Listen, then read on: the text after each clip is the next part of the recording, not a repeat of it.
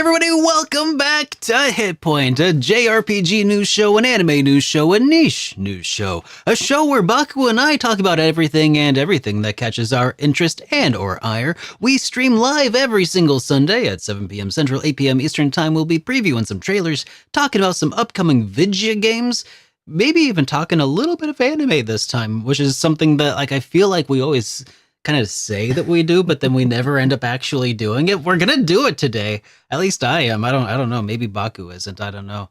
But hey, we'll be responding to super chats at the end of the show, and we're also going to be responding to last week's comments towards the end of the show as well. So again, I think that worked out pretty well last time, where we kind of postponed a little bit of that. I'm very excited, guys. Happy 99. Happy 99 anniversary. Oh boy. Episode.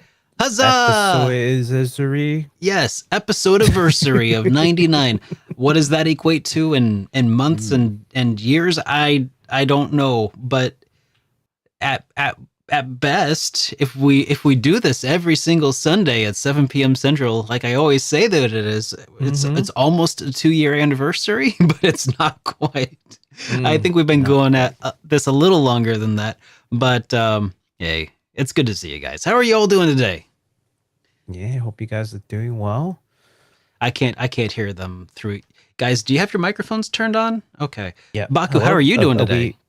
Are we here? Can you guys hear us? How are you doing, Baku? I'm doing all right. I went to a wedding yesterday. I am still a little hungover right now, so we party a little too hard there. Yeah, I also celebrated my mother's birthday. Made her dinner, and then rushed over to a wedding. And yeah, it was quite a bit of work that I had to do yesterday. Oh wow, yeah, but I had a great time. It was a lot of celebration every day. Yeah. How about you, man? What you up to? I've been doing some stuff behind the scenes. So, just working on videos that I can't actually talk about right now, but there's a television behind me, and I spent the last couple of days kind of figuring out how to get it, doing stuff that I wanted to do, and I'm very pleased. I got to watch the WAN show on it the other day in 240p. Oh, yeah, you showed it to me. Yeah, I sent you a screenshot of it. I was watching the WAN show from Linus Tech Tips. It's their podcast, and I got to watch that in 240p on my Sony PVM. It was pretty fun. Oh boy. So something fun that happened yesterday that we should probably talk a little bit about, Mr. Derek. I don't know. Yeah, I put out a video yesterday on my main YouTube channel, JRPG Weekly Update. It's like a very, very, very abridged version of this show. Very much abridged, and it's just a one-man show for those who don't know. JRPG Weekly Update, it's great. I love y'all on it. It's fun, and during that episode I mentioned that if y'all could just wait until the end of October and then come follow us here and at the HP Pod, the new YouTube channel, that if we could hit 500, well, y'all didn't wait, which means that we have over 500 subscribers on the new HitPoint channel. 99 episodes, and we finally hit 500 subscribers. Quality. That's the story. No, I think what Baku's trying to get me to say is that there will be a non-HitPoint stream on the HP Pod channel here. I think probably next weekend. Probably. I mean, I could probably aim for Halloween. I'll find out what my availability is on All Hallows Eve. So to celebrate, Baku bought me a copy of Silent Hill 2. Silent Hill 2. Yeah. Hashtag not sponsored. Hashtag Not sponsored by Baku. Yeah, yeah. Baku bankrolling my torture on next weekend, I think. So I made good on my promise. I said that this is towards the beginning of the month. I said if we get 500 sub, and at the time we were like 417 or something. We were like 100, like close to 100 away. yeah. I was like, you know what? If we can hit 500 within this month, I will. Derek's like, okay, yeah, sure, why not? I'll do a Yeah. full game, and I'm like, that's I'll a long get him enough signed up shot too. for me. Yeah. That's There's no way I'm gonna have to. Oh crap! Don't underestimate our viewers and their sadistic tendencies, sir. You've streamed long enough. You understand. well played. Oh man. So yeah, I think one of the other repercussions of hitting this milestone is going to be discussed a little bit later in the episode, kind of discussing the future plans for HitPoint and its whereabouts. But we'll talk about that a little bit later on. Instead, let's go ahead and switch over to a different overlay here for delays. No delays. Womp womp. Yep. All right. Did you want to touch on this one? Okay. First, Yeah. or- I'll take this one first. All Okay. right. So for delays, here's a game that we actually haven't even talked about yet, but I discovered it because of the news of the delays. So I guess in some ways, that even news of delays can be good news and good exposure. So there's this indie game called Toads of the Bayou. It has been delayed. It was going to release here in October, but it's been delayed into November 19 of 2024, and it's exclusively on Steam as far as I know. But I wanted to show you guys this trailer because it's a pretty cool looking tactics RPG, pixel art, and it features, I don't know, art that reminds me of like, what was the old cartoon, Mr. Frog and Toad? Or did you remember watching that stuff back in the No, I Frog did and Toad? not. It is like based on a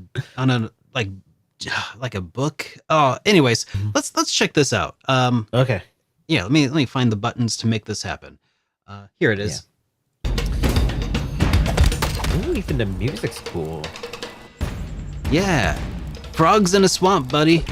Well, toads.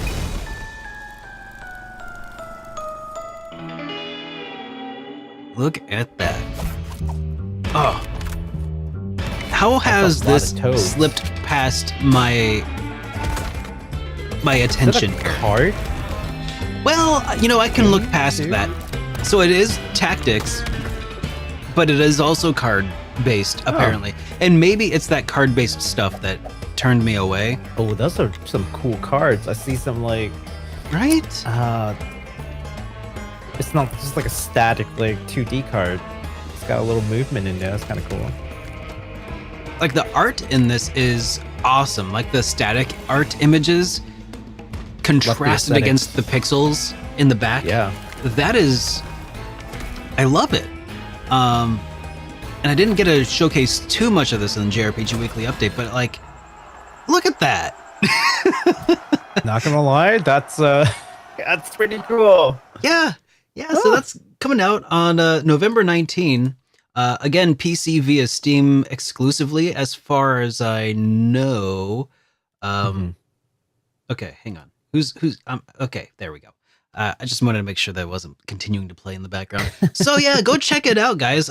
Toads of the Bayou, wishlisted on Steam if you want to, because I kind of want to. And part of me, I think it's the part of me that really liked the toads, the frogs from Ninja Turtles, really wants to see more of this in action. Because Okay. yeah, that's just cool. That's just. I mean, I like it. Yeah. Yeah. Unfortunately, they're delaying, but it's not by much. It's just a month or so. It's fine. Yeah, it's fine. We have plenty of games to, keep us busy as you guys will see in the upcoming release section. Because boy, we've got a couple of big ones there. But before we move on over there, let's talk a little bit more about delays. Because unfortunately, there's more than one of those. Course Party 2, Darkness Distortion. So not to be confused with the other Course Party 2. Because there's another Course Party 2 that's already out there that's not connected to this Course Party 2. It has been retconned. Yeah, and I realized the other day when I was talking to someone in our Discord that they didn't know that there are two different Course Party 2. And I was like, well, why didn't you watch HitPoint? What's going on? You guys know. We've talked about this. You guys know that there are two Course Party 2. You guys have been in the know forever. Oh, yeah. People who watch HitPoint, no surprises. They're cultured, right? Obviously. Yeah. But anyways, just to reiterate, there's that original Course Party game that I really like. And then they came out with the Course Party 2. That one, I don't think did too well. In fact, the one that's on Steam right now, if you go to Steam right now and go to Course Party 2, you'll find a different game, okay?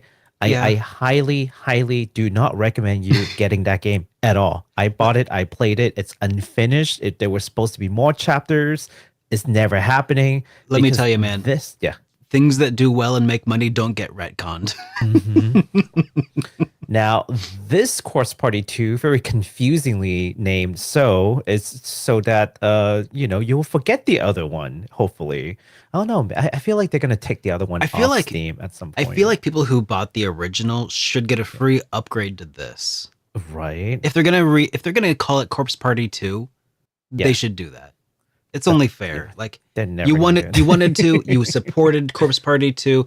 Here's Corpse Party 2, the real one that we never the actual one that we're gonna make. Yeah, they're never gonna do it. I know. Now this Corpse Party 2 is called Darkness Distortion. This is a whole different game. Not even the same setting as the one that's on Steam right now. Yeah, this one's not the same character. Hospital. Yeah, it's a completely different take. So yeah, it's not a school anymore. This one's a hospital though. No, they're both hospitals, but like the one on Steam is like a zombie outbreak kind of deal. Okay, I know. Okay. So the people are like possessed, but they end up acting like zombies, but they're not zombies in the sense of like flesh eating zombies. If that makes, I don't know, whatever. Okay. It's kind of a zombie-esque thing. But here is different. Here is like influencers infiltrating into a hospital and then getting stuck in there because, of course you do. Oh my God. Could you imagine if this was inspired by a certain trip made by a certain YouTuber to Japan? Oh, geez. No, they didn't even need to do that because there's a lot of Japanese YouTubers who ventures into dangerous places to try to get a hit. And that's really? It's a known thing that even Yakuza or like a Dragon has parodied. Yeah. Okay. It's a thing. Well, sorry. Enough talk about what the game is about. The bad news is that the game is delayed into 2025. Not that surprised. Because, so far we haven't even gotten like a gameplay trailer, just a teaser that was just like a few flashes of like stills and then like, ooh, some spooky stuff is happening in this hospital. And it's like, oh, that's cool, but show me some gameplay. I'd love to see some gameplay. I think there might be like a gameplay trailer out there that maybe we haven't taken a look at, but it's last not I looked for one to go off of. Because when I looked for a trailer for JRPG Weekly Update, because I've talked about this too. Find one? I couldn't find a new one. Yeah, but I didn't look that hard. But I tried looking for one that was released like in the last couple weeks and nothing. Well, we know how much you love horror games, so we knew how hard you were looking for it for sure, right? I liked Corpse Party 1, but that was pixels and that's different. As soon as there's a new trailer, I'll let you know. I'll send it to you on Discord. I'll be like, here you go, Derek, because you love Corpse Party so much. Thank you. Make sure you're aware. Appreciate I'll cover this next one too, so that we can get back to flow. So that is the delay again for Corpse Party 2. Darkness Distortion being delayed 2025. But you know what? I know that we're in the game delays section, but here's the thing: this next thing is so rare that we're not probably gonna start like a new section for it. So it's just lumped here.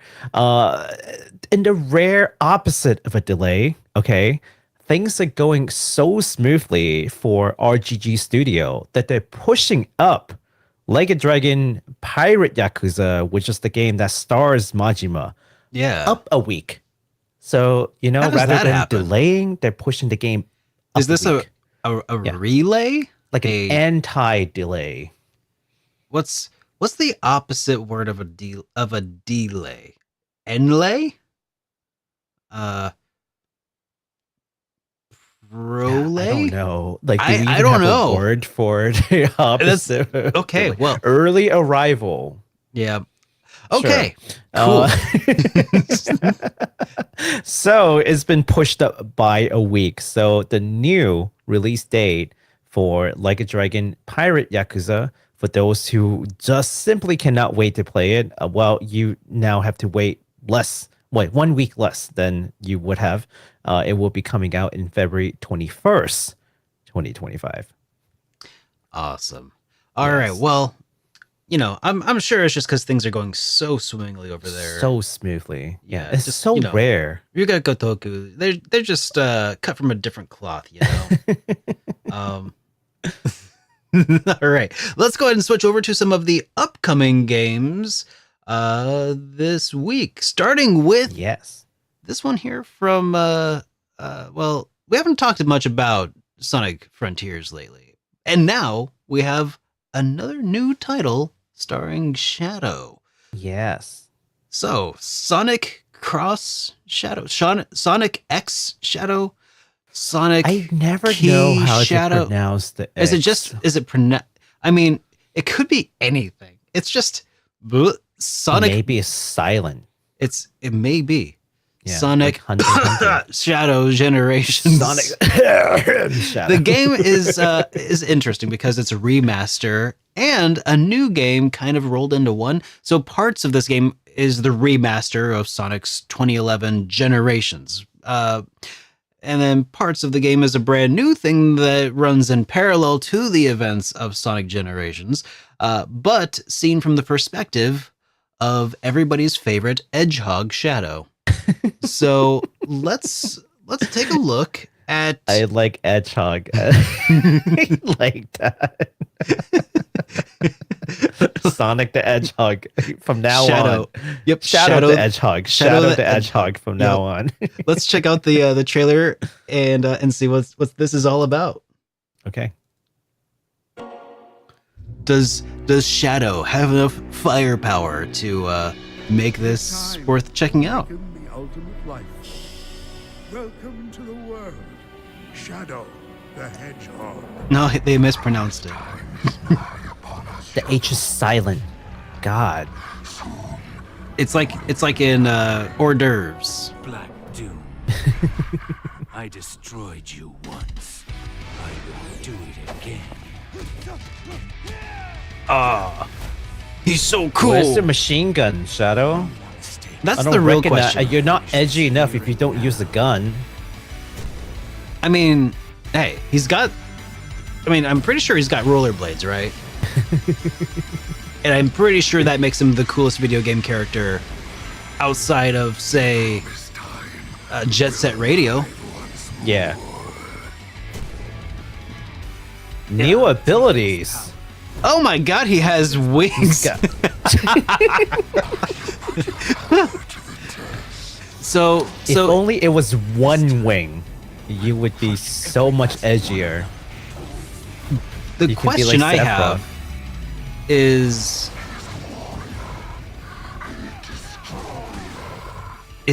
Shadow Tuny? Will destroy you. Oh. That's the question. Is Shadow Tuny? I think he Shadow might what? be. Tuny.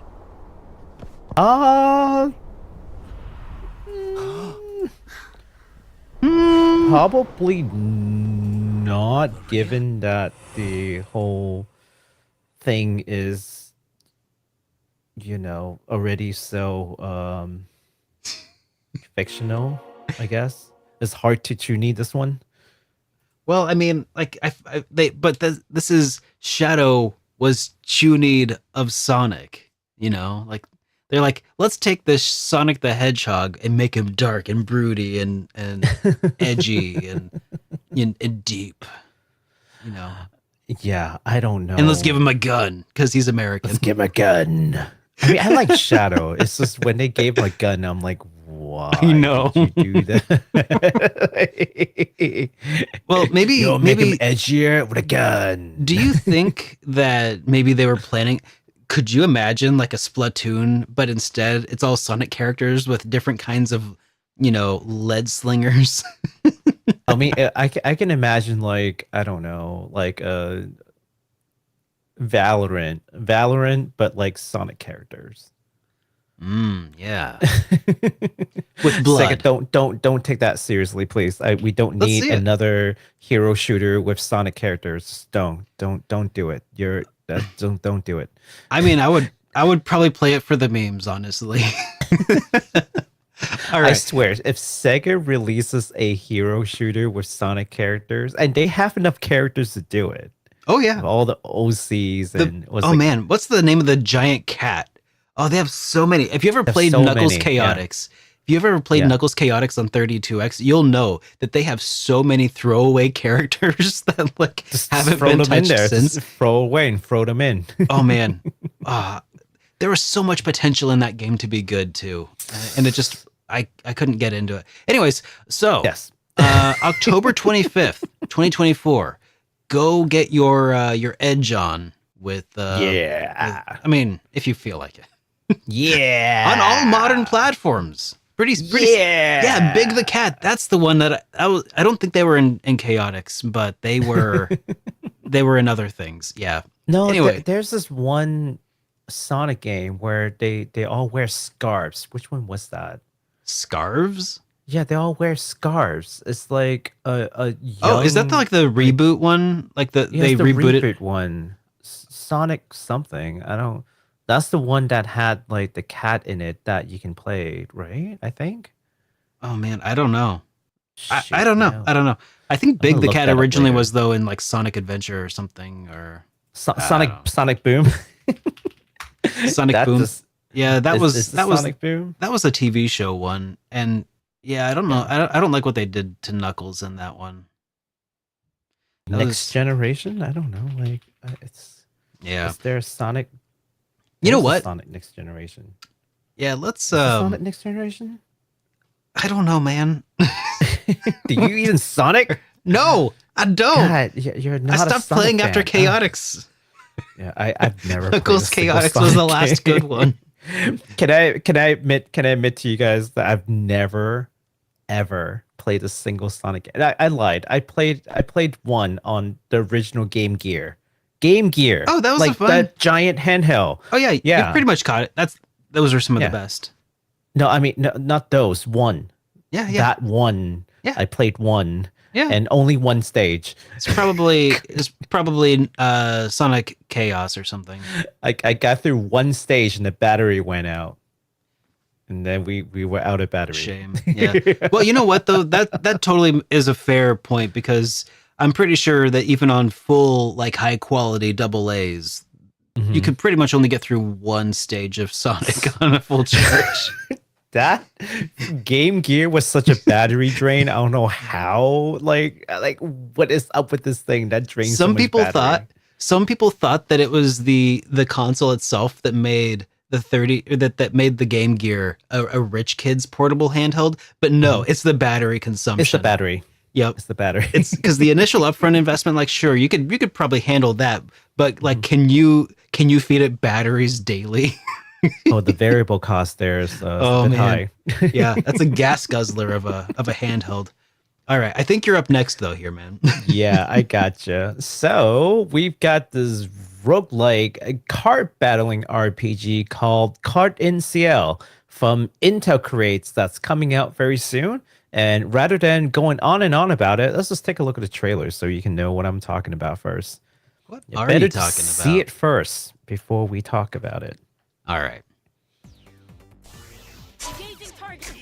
So, as you can see, it is a similar battle mechanics to Mega Man Network battle, when you're moving on the grid. But it's also like but it's also But got, it's like, also got a different bunch of parts. waifus. So It's also got a bunch of waifus and husbandos. what Yeah. more do you need to know? So this is what I come to learn is that this is actually more of an integrate, like, cross universe kind of game. So there are different characters from different series from Intergrade over the Okay. years, and they show up as cards here, from my understanding. So you might see, like, Azure characters coming in. Oh, Yeah. Okay, that's- kind of cool. Yeah. that does so- seem cooler. Yeah, Yeah. It's made it more appealing for me, I think. yeah. Yeah, but they've definitely taken a good amount of inspiration from Mega Man Battle Network. I will say, like, there's so much chatter in the background from all of the cards that they're just like smashing through. Like, oh my god, I would probably, I'd have to mute. Mute the cards. I would have to mute it. Yeah, there you go. This is one character from, like, Striker. Yeah, Azure Striker? Yeah. So this thing is kind of cool. it's not my Yeah, jam. you see Gunvolt? Yeah. Yep. It's definitely not my jam personally. Yeah, but there's another one. there are definitely people out there who will appreciate this, I think. Yeah. I mean, people who really like the Battle Network gameplay and want to try, like, a different take on it, this could be it for you. This could be your next favorite game. You'll unlock 10 more Yeah. difficulties with challenging enemies and new All right. rules. I All right. think we can. Yeah, we think we can. Okay, yep. Yeah. So that's quite enough there with you, Card-en-Ciel. Enough with your chatters. I know. I'm like sitting here. Oh my gosh, guys! I was at a Halloween party not too long ago at my aunt's house, and she has not my aunt, my sister-in-law, who has a son who is my nephew, and just like all of the background chatter has, like, it reminds me of, like, going over there and just, like, all of, like, the toys and everything going off all the time, and all of, like, the yelling from across the house and, like, all the chaos, and I'm just like, I can, like, feel just all of the background sounds there. I'm like, I am being overstimulated, like, aggressively right now. That's what this feels like. I feel that. Yeah, I can't handle. Yeah. I cannot hang. Yeah, I think the main game might. I mean, I don't know. It'll probably if be you're slower playing the because it would be game- more methodic, right? You wouldn't just, like, mash all the cards real quick like that. I think, yeah. Right? Yeah, and especially because, like, if you're playing the game and you're controlling the controller, when you press that button, you have, like, it's not being forced upon you so much as, like, it's coming when Mhm. you press that button. Yeah. So I think it's going to be a little different. Maybe Yeah, so. but we'll see. Yeah. All right. So that game is coming out on October 24th, 2024, releasing on all modern platforms. Sweet. Back to you, Mr. Derek. All right. So I think that there's really two big games coming out this week that people are really looking forward to. And Yes. this one is coming from Falcom. And- Welcome. oh yeah. The newest installment of Ys is here. Well, in a little bit. And it's looking pretty dang great. You want to just take a look at the trailer and discuss? All right. Oof, I'm so excited. I just saw this. Like, I need to play this. And look, some people have already been playing it because it's out in Japan, and Yeah. some folks can't wait and they just have to play it, like, Sure. ASAP. Which I'm like, that's cool. But now it's coming out into the West, and fully translated, fully voice acted. That's right. I have to sneeze. Ooh. So I there's can a feel it. solo mode Oh, I where lost you it. only control one of the characters, I think. Oh man. And then there's the dual mode. I don't know what's the difference. Oh, yet. that's interesting. Yeah. I mean, as far as the control wise, like, without having the controller in my hand and actually controlling it, it's hard for me to figure out. Well, I but I would love imagine to see it. like if in two player, or not two player, but two character mode, they would have to be synchronized, right? Dude, local co-op would be crazy. You know, If they had local co-op of just like 2-player co-op, would be that'd pretty so sick. Yeah. And ship battles. oh I'm kind of man, like 50-50 on ship battles. They can either be like super awesome and well done, or like absolutely terrible. I don't know which one dude. this is gonna be. I actually really liked the ship battles in Suikoden 4. Yeah. Yep, unpopular opinion. I actually really liked them. I mean, I think at a certain point, like with a certain strategy, there was no way you could lose. But So chronologically, guys, time to talk a little lore here. East 10 happens after East 1 and 2. Oh my so lord. We're going back to young Edo. Whereas East 9 actually is the oldest of Edo. Like it's like a decade apart between East 9 and East 10. oh yeah, Yeah, I think East 9 is like 27. I think East 10 is 17. He started man. his adventure at 27. 16. Dude's practically 1 foot in the grave in anime years. Oh Like, yeah, he's totally dying soon. yeah, yeah. OG Yeah. son. Yeah, he's an OG son for sure. Yeah. So So this game is going to be coming out this week on the 25th of October. It's coming out on PlayStation 4, PlayStation 5, the Nintendo Switch, and PC via Steam. Falcom, we love you, man. Good, yeah, good going. Good going, Falcom. they are releasing games a lot faster in the West now. There was a different article that I was going to include in here, but I figure I just run it through. And basically, it's an interview with Falcom, and they were saying, like, you know, their partnership with NISA has made it possible for them to release game, translate them a lot faster. Yeah. They were saying that it used to be that they would finish the game, release it in Japan, and then they would talk to NISA about translation, which is why it took so long. But now they've changed their workflow so that, like, even mid-development, they're already contacting NISA for translation. So that's the reason Nice. why, like, Daybreak 2 is coming out. Like, Isn't that so much faster. exciting? Yeah. Oh, I'm so stoked about that. Yeah. Man, Yeah. I haven't even finished Daybreak 1. And Daybreak 2 is coming. I know. And East 10 is coming out. Like, what are you going to do? You haven't even started East. I have played one of them. Which one was that? 8. Oh, okay. Yeah, it was good. It was awesome. Yeah, it was a good one. What happened to Best the rest East of I've the- ever played. What happened to the rest of the series? No, I figured after that it was no point. I played the best one. You've already played the best, right? Yeah. There's It's all nothing downhill else after this. Yeah, I played the good one. Shame him! Shame this man! I mean, For he is a false idol fan. well, that's rude. Okay, Yes. so Ado. Yes. Adel. Yeah, Ado. My brain is all addled. It's false. Yeah, please East Origin. There's no Ado in that one. Okay. The next game that the one of the two huge games that's coming out. This one's got me super excited. Well, actually, I'm excited for both. Yeah. The complete 3D remake of one of my childhood title. Romancing Saga 2: Revenge of the Seven is coming out this week, and I am just beyond excited. Let's take a look at the trailer so we can take a look at that. And I just want to geek out for a second, okay? All right, sure. Let's do One of this. two games that I feel the need to absolutely geek out over. Oh dear, Oh, that music. there's partial nudity in this, guys. Just partial nudity? What? That's what the thing said. Oh, I think I see the it's the guy's abs.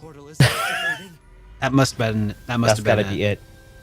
Yep, I saw So somebody's these are like the midriff. These are the 7 heroes. Yeah. So, question: Were these scenes in the original? No. Okay, interesting. Because like, I think they want to make it clear who these 7 people are, because it's in the title. yeah, So basically, this there are these 7 heroes who saved the world, and then they were betrayed. So now they're coming back to take revenge on the world, and it's such a cool and compelling story. Even today, like if you had a game like that, it's so cool that like these guys were like the people who saved the very people in the legend who saved the world are coming to kick your butt. yeah. And you have to fight against them. That's pretty sick. I love what they did with this game. It is absolutely gorgeous. I'm like, what? Did you know? Square Enix, so you can do it if you tried. It's the same. Did you know that? It's the same team as the people behind Trials of Mana remake. I know. That's why I'm so stoked, because they did such a great job with Trials of Chef's Mana kiss. that. So they can do it. So Yeah. Square Enix can do it. And if they are. wanted to make a good game, they can do it. Well, apparently they have to make it in pixels first, Yeah, they have to make it in pixels first. So and then they give it to this that's team the thing. to realize in full 3D. Maybe that's the thing with Square Enix. They have to make all their games in pixel form first, in maybe 16-bit, and That would- then make it 3D. That would probably explain Then the that would be a development great time. game. That would probably explain the development time of Kingdom Hearts 3. It explains everything. Considering that back in the Final Fantasy days, like Super Nintendo days, they were able to chuck out a game like in a year. Yeah. Okay. So what if they just prototype the game in 2D in Super Nintendo in a year, take that extra year to prototype, and then make the 3D? Then it would be great. We've Yeah. solved Square Enix's problem. Hey. Except We solved their except problem. There's no more pixel artists. They're all indie developers now. Oh no. Square Enix doesn't have it. I don't know. But yeah, I like the voice think the acting. art in this is incredible. The the voice acting sounded really good from what I Yeah. could hear over my own talking. Whew. Okay, so the demo is out. This game will be out officially in October 24th, 2024 on So you have- PlayStation 4, 5, Switch, and PC via Steam. You have So, yeah. one day to finish Romancing Saga 2 before you have to finish East 10. So Oh, Jesus. Yeah, know. so pick your poison, man. It's either you're going to be spending time. Well, actually, some people are still playing Metaphor. God, you guys are so slow. You should finish the game already. Come on. The game's been out for like, what, a week? You should finish that by now. What is I was gonna wrong say, with you? I'm kidding. some people are so slow. Y'all should have given up halfway through by now. I'm Slow. just kidding. Slow I love my pokes. time with Metaphor. I still need to go and play more of it. I have not even started. I know, dude. I have not even started Metaphor. I am in shambles at this point. I am so far behind everything. Can we talk a little backlog trauma really quick? I have not had time to play The Answer for Oh, you're not P3. missing anything. Oh, really? Yeah, the That answer is it's okay. I don't know about the new DLC version of it, but Yeah. on PlayStation 2, the original version Mhm. was hot garbage. Kinda meh? I mean, no, not kind of No, meh. not even meh. It was a negative experience for me. Oh, Like, if you want to, I have a review dedicated just to the answer, and the synopsis, the TLDW of that is just go watch some YouTube videos if you really want to But know. This is the remake. They completely. They might have redid fixed some of the it, thing. but the Yeah. problem is it's still working with the same bones, and the bones were bad, in my opinion. But I what mean, if they this is changed some just of the my opinion. bones? I Okay, mean- no, that's fair. That's fair. I mean, this is just my opinion, and I know some people really do like it, but Mhm. like ultimately, I think that the problem of it comes down to, and I'm not going to go into spoiler territory with this, but ultimately the issue is that nothing that the main character does in the original can possibly be seen as canonical. Like, who does the main character spend any time with in the game? that's entirely up to the player. It's the sequel problem where anything that you might have done, any of the choices you might have made in the original, all of the character development, all of the cool stuff that you did with each of the main characters who are in the seas that like develop them character, like they have to revert back to like zero just in case. Just in case just in case main character didn't spend time with that guy. So you're spending the whole second session with all these characters playing as like the worst version of these characters, like from a personality perspective. So like they're all weak-willed, they're all like giving up all the time. Like it's just the worst version of them after you spent so much time putting in like all of the effort. Yes. Yeah. And ultimately, like it just undercuts any meaning that like it felt like, oh, so this happened at the end of, and I'm not going to get into spoilers, but it's like, oh, so it all felt meaningless. Just like all of that progress, all the cool stuff that I did in the first game doesn't matter at all. Memento mori, man. Like everything is meaningless. I know. Yep. Nihilism. Yeah. Yep. Exactly. Maybe that's it. It just felt too nihilistic to me. Anyways, I don't want. That's my impromptu rehash of my review. Yep. Sorry. So let's move on. There's Metaphor. There's East 10. There's Romancing Saga 2. And more games to come. December we got what is it called? Neo Fantasian.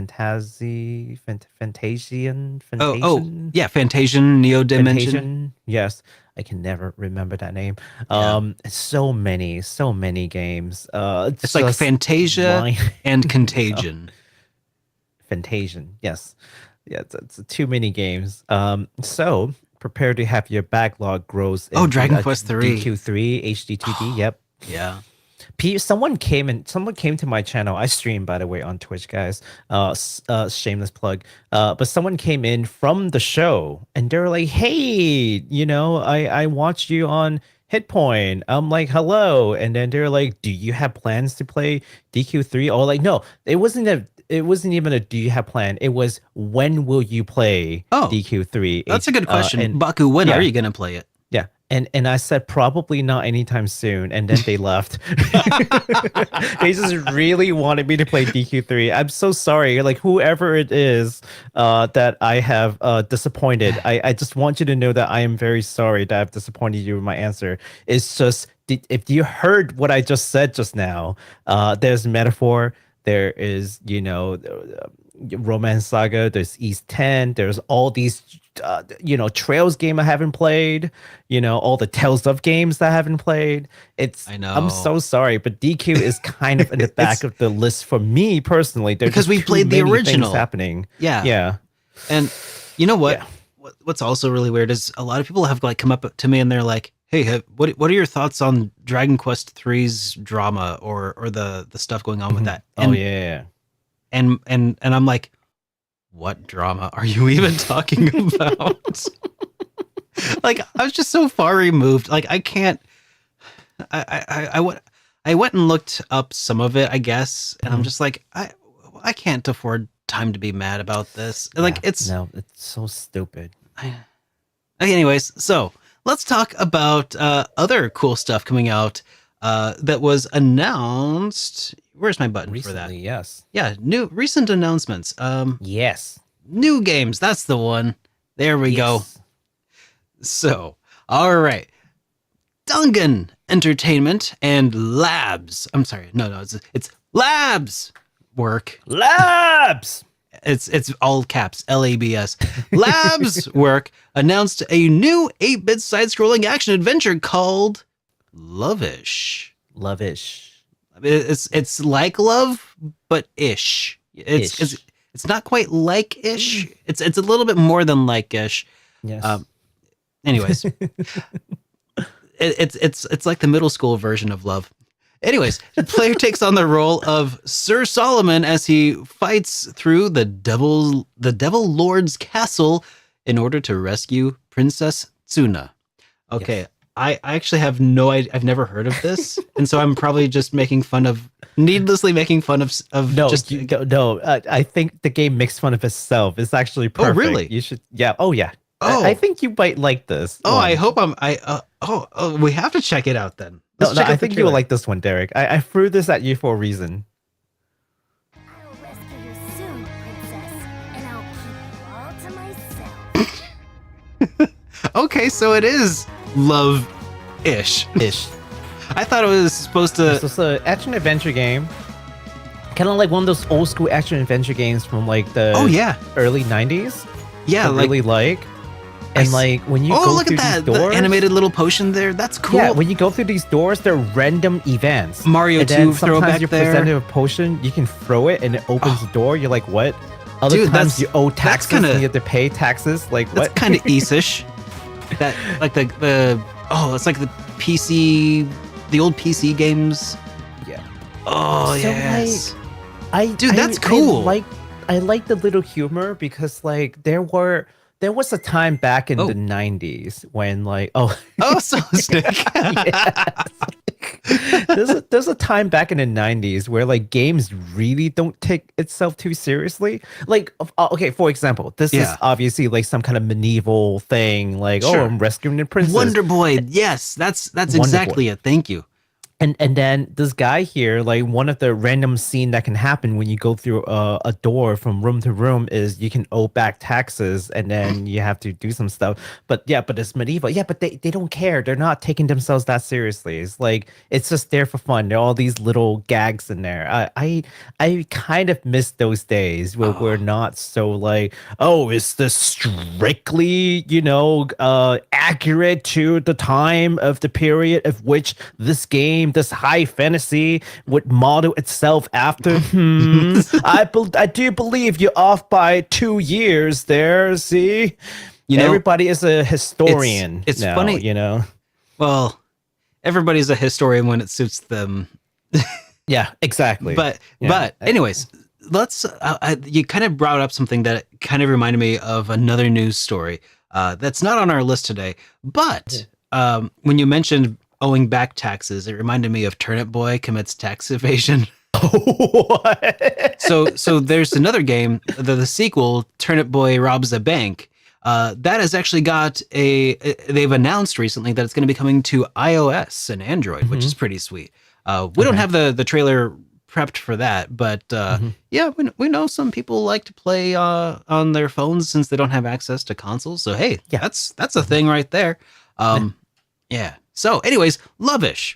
This game is Lovish. planned to release in Q1 of 2025. So like springish.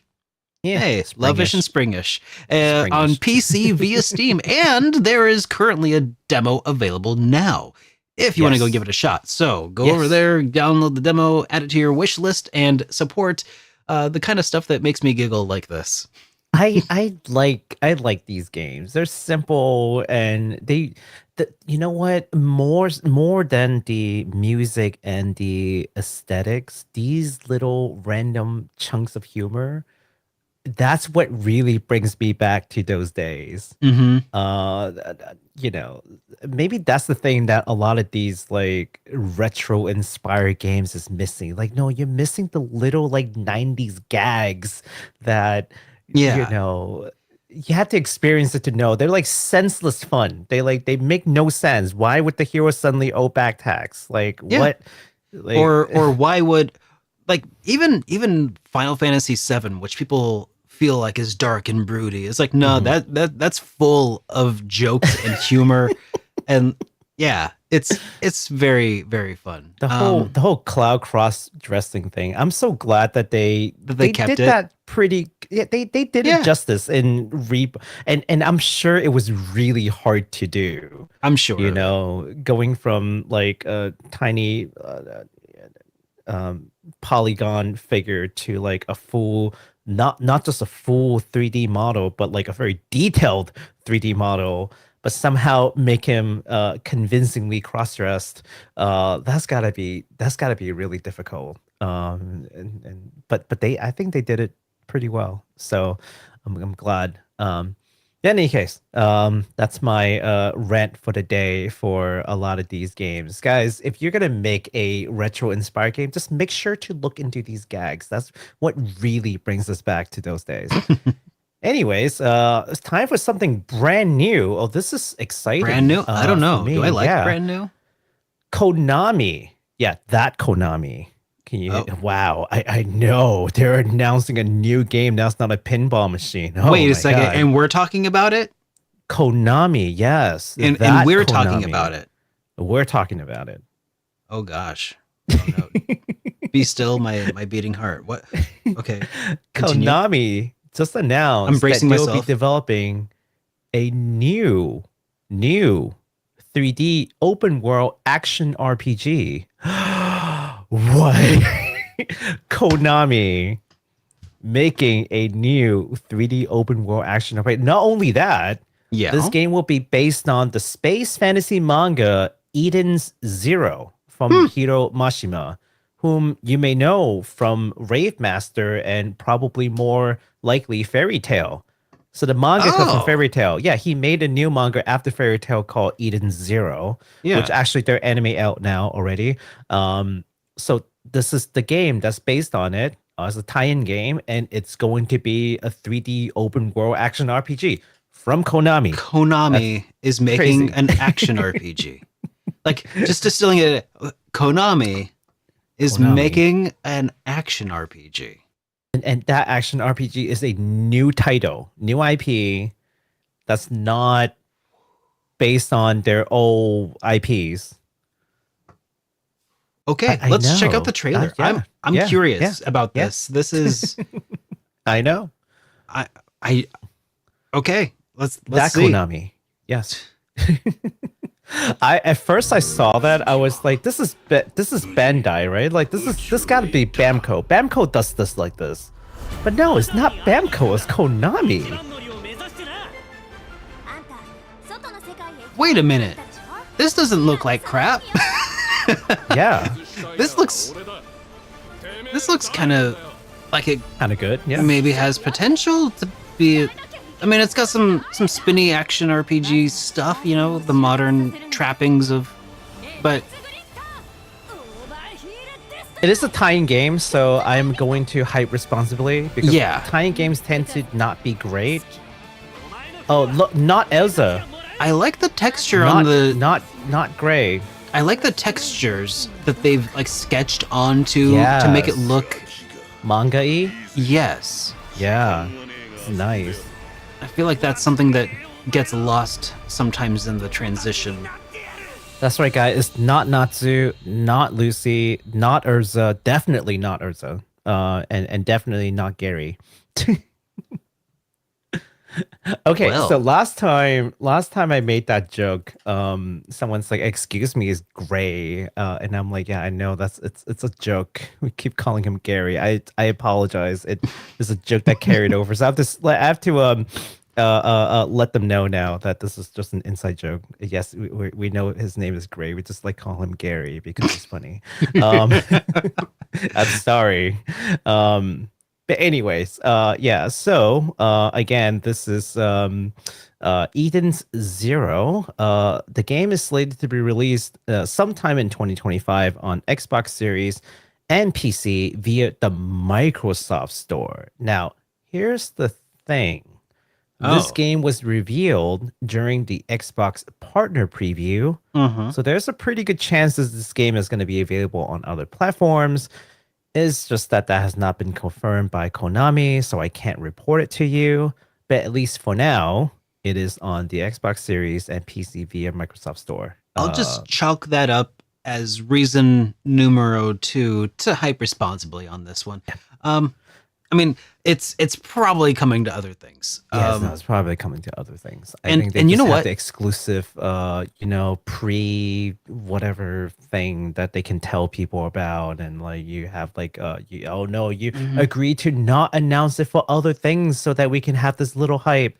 Yeah, One I mean, of those I'm good things. for PC also, but this is something else. I guess ties into another discussion I actually had on, and maybe it wasn't a discussion, but on Twitter.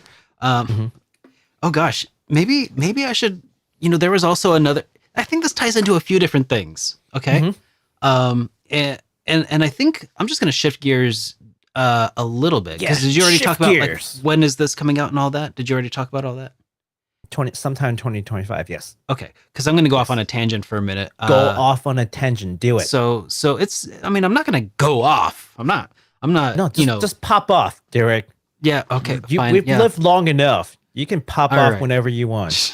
You've earned it. Go ahead. Go on a tangent. I feel like we built this up too much now. Okay. All right. Tell you what.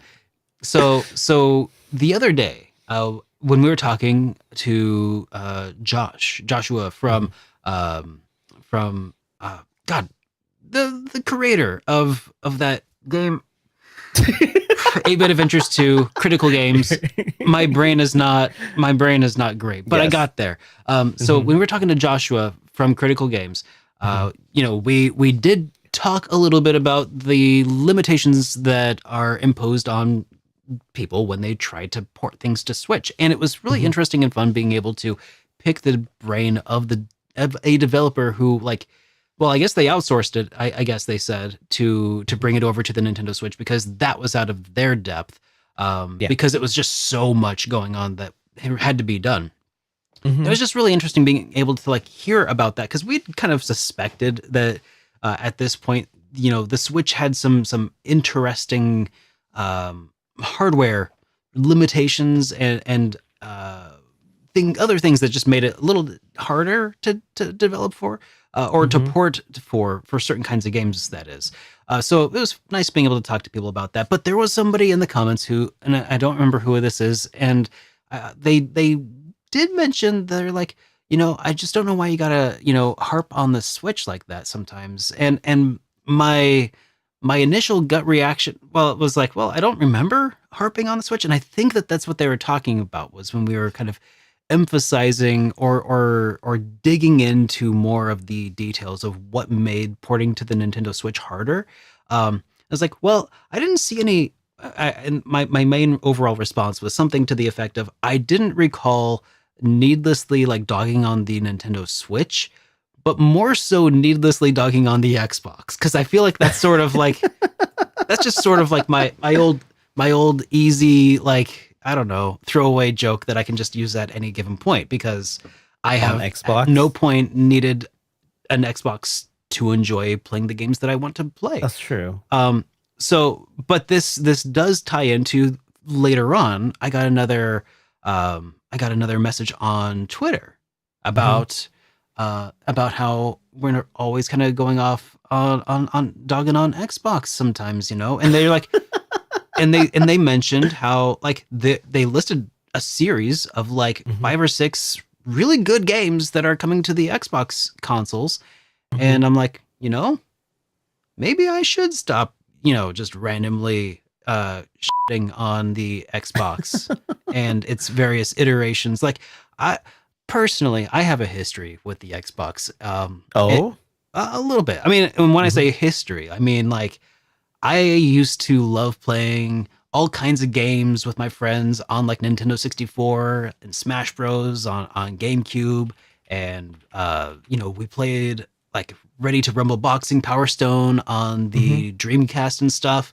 And, and then the Dreamcast went away and we were one of my friends got this weird console from Microsoft called the Xbox, and it had this game on it called Halo, and I just didn't like it. But as all my other friends would play for 5 or 6 years from then on, just nothing but that. And I felt so left out of my friend group because I didn't jive with those kinds of first person shooters around the time that they really just started blowing up. So I think not to get too psychoanalytical of myself, but I feel like part of me just has a little bit of pent up animosity toward the Xbox and Microsoft. That's interesting. I know. I've been thinking long and hard about why do I hate the Xbox so much? And I think it's because I had a really cool friend group and we always used to play games together. And then ever since the Xbox came around, I've just not been into that at all. And maybe maybe that's one of the reasons I play a lot of single player games on my other consoles. Cause I don't know. Cause the Xbox made me fall out of love with multiplayer gaming because I don't like first person shooters. Wow. Now tell me how that makes you feel. I feel like playing RPGs, you know. Anyways, long story short, all of this, all of this side discussion is to say maybe I should be a little easier on Gentler on Xbox. Well, Good maybe I old should just Xbox. stop needlessly dogging on the Xbox. I'll dog on them when needed. Yeah. And it will be needed sometimes. Yeah, And I'll be every ready and company willing. needs- But yeah, I'm gonna stop just randomly throwing shade for no reason. I think that's that way when I do throw shade, that way It when I means do, more? it means more. Yeah. Yeah. I want my Not shade to frivolous, be right? especially cutting when used. There we go. That's my side tangent aside. It's actually surprising how much I don't care about Xbox. Like, I just never care. It's just a thing that exists that I never need, and it's just kind of there. Like I never. I mean, never thought to myself, you know what I need to get to complete my collection? An Xbox. it just There's feels like nothing. it feels like a worse version of playing on PC to me. As somebody who has a PC, like, and it's usually decent, more or less a decent rig that's been Yeah. upgraded Yeah. within the last couple of years. Like, Yeah. whereas Nintendo, like, you kind of have to have a Nintendo thing to play the Nintendo games. I mean, you could emulate it, but I always feel like feels jank, and emulation kills my drive to play games. I don't know why. More psychoanalysis for another day, I think. But How does that make you feel? like playing single player RPGs on physical media on games that I actually own. Actually, I should probably say it makes me feel like because I haven't played any games in a while. Hmm. And how does that make you feel? Disappointment. I I know. feel resentment towards Derek for not playing more games. You know what? Especially you could in have East. you could have made me play an East game instead. No, that would not. No. The people. It's not my selfish wants and needs. Okay, it's about the people. It's about the viewers. I know them. They want to see you play a horror game. Okay. All right. I mean, the offer's still open. I'm just saying, if you want, No. okay, fine. No, I already bought the game. It's over. Okay, like you're playing it. You can buy me other games, Baku. It's okay. No, that's it. That's all you're getting. You're not getting out of this one. No, you don't play. You're gonna play Silent Hill 2. You're gonna like it.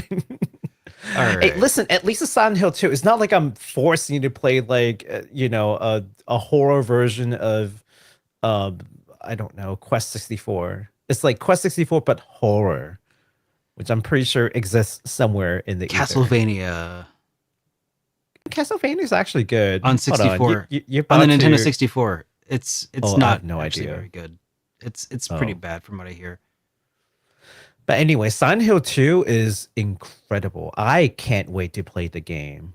It's so atmospheric. I've been watching some folks play it because I don't plan on playing it this year at all. Like, I don't have time. But I've watched people play it. It looks incredible. And I'm like, we're so back with Konami with this one. Like, I didn't think they had it in them. But apparently they did. Right? And same with the developer team, because apparently, the previous games were like okay horror, but this one is like they really put their heart and soul into this one. The little details are the kind of things that I associate with like Persona or like Atlas. When they do the menu, it's like super stylish, and it's like like, oh wow, so you could do a map like that it's so intuitive and it feels good playing the game despite being in a horror setting. it feels as good as you can be in a horror setting anyway, a psychological horror. So I will wish that you will enjoy that experience, Mr. Derek. Well, I'm sure you'll be able to join me for it if you'd like. We could. We're all going to enjoy your enjoyment of that game. Do you want to be on stream with me so you can like tease me and stuff, No. or no? No. Just gonna sit back and enjoy your popcorn while I. Okay. Mhm. I don't want to work overtime, bro. Like, I'm just gonna sit there. Yeah, well. I'll be in chat, but All right. Cool. Anyways, are we ready to move on with the Yeah. industry news? Because we got a little bit of industry news. I got a little bone to pick with Square Enix coming up, but first, back to you, Mr. Derek. Guys, let me tell you something. Clair Obscur Expedition 33 is a pretty dang awesome looking little So cool. I'm so AAA excited. looking RPG. Mhm. But what if I told you that even with its 30 plus hour main story RPG, they're not going to charge you an arm and a leg for this one? Yeah. From the developer on Twitter, they say, we've seen a few questions regarding the price and expected playtime of Expedition 33. We are a small team with an indie spirit, and we are creating something that we believe is truly special. We aren't a AAA studio. So even though I said they look AAA, they're not a AAA studio. This is our first game, and we want as many people discovering our world as possible. To be clear, we poured all of our hearts and souls into this game. When you play Expedition 33, you can expect a 30-plus hour game and as much side content for our completionist expeditioners. Pricing that you see from your local retailers is accurate, which, by the way, is $50. And we can't wait for you to get your hands on the game. See you in spring. $50, guys. Mm-hmm. That's for what looks like a game of this caliber. Mm-hmm. That's wild, man. Yeah. That's wow. That's the other game that I really cannot wait. If you told me last year, okay, that a French studio will come out and say we're gonna make a JRPG, didn't mince words. They didn't say RPG inspired by Japanese classics. No. They came out and say we're gonna make a JRPG that will blow your socks off. Yeah. I'd say you're crazy. No, You're crazy. It'll never happen. You can never French do it. Studio? Oh God, But no. apparently, 2 years ago, me was too naive to understand the reality that, in fact, anyone around the world can make these incredible turn-based, not even just a JRPG, turn-based JRPG.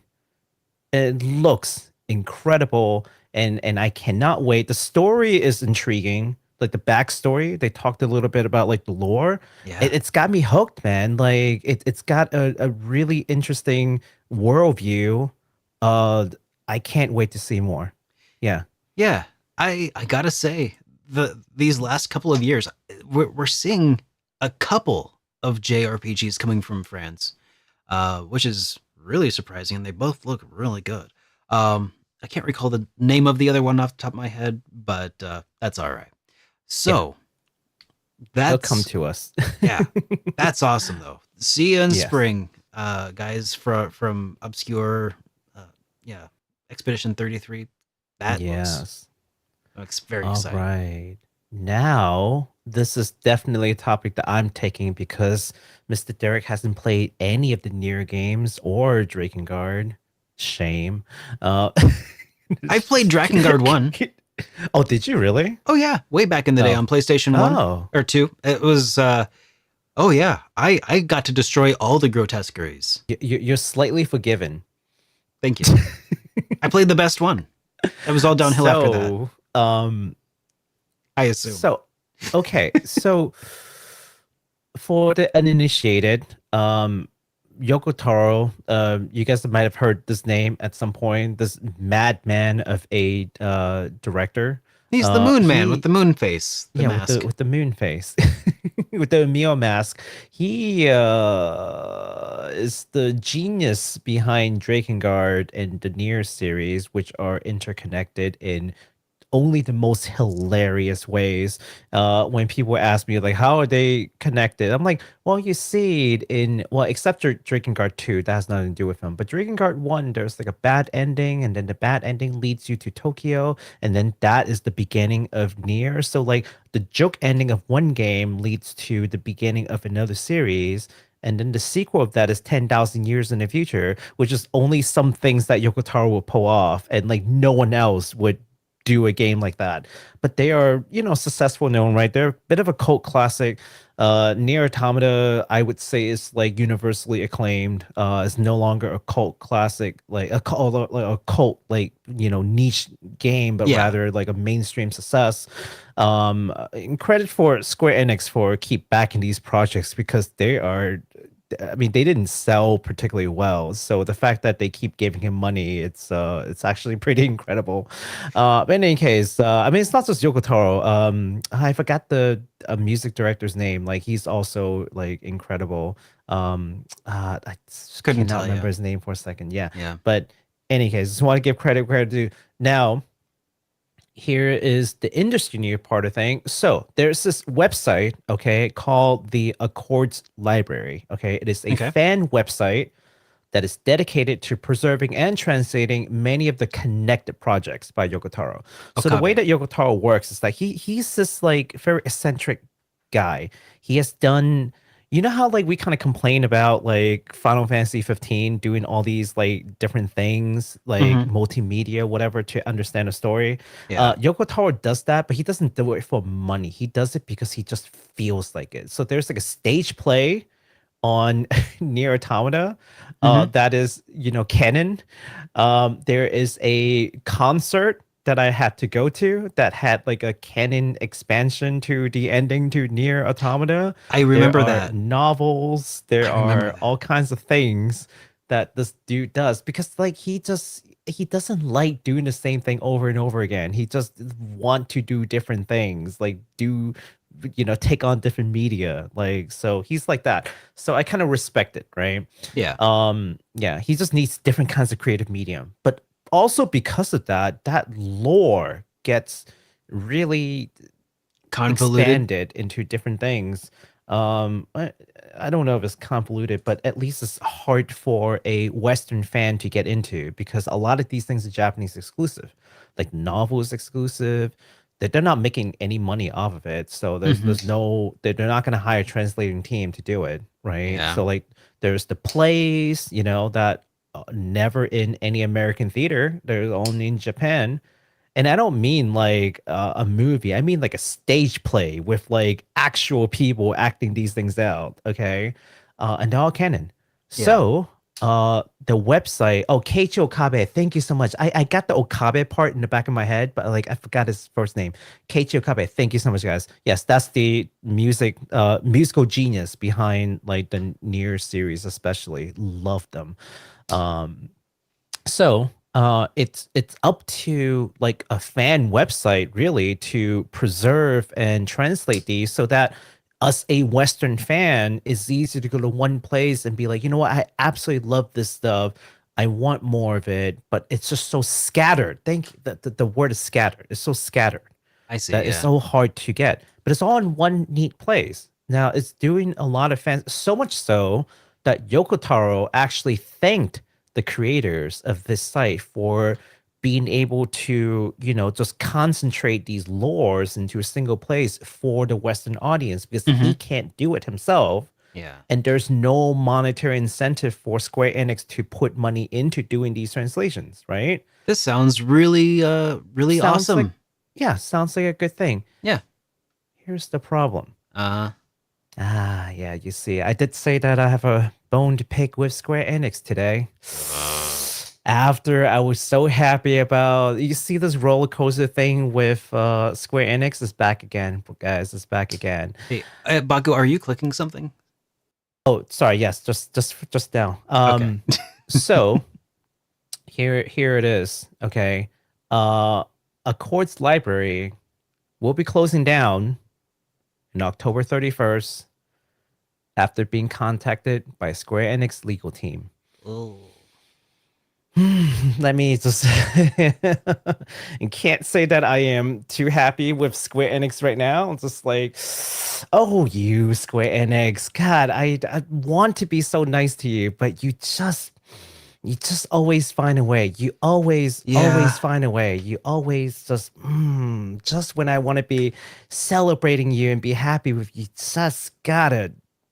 Anyways, I think here that is- part of yeah. I get part of it is that because they have to enforce their copyright or they risk losing it, but also yeah.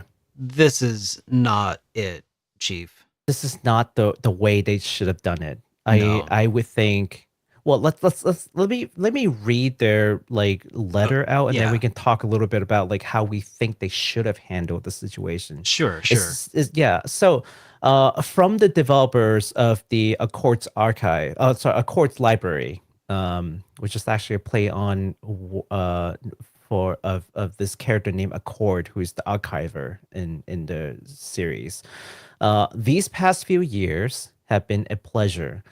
But we regret to inform you all that we've been contacted by Square Enix legal team, and after some private communications based on the outlined requirements, we have come to the conclusion that Accord's library must close its doors by the end of the month.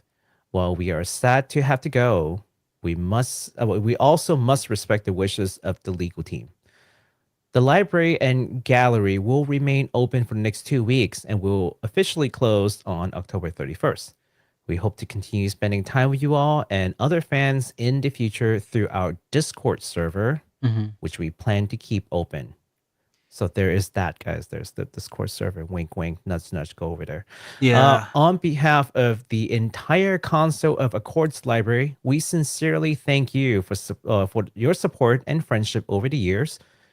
We hope that you will continue to use the Discord, and though we understand if this is where we part ways, from the very bottom of our hearts, we'll be forever grateful to everyone who's volunteered their time to help build Accord's library into what it was.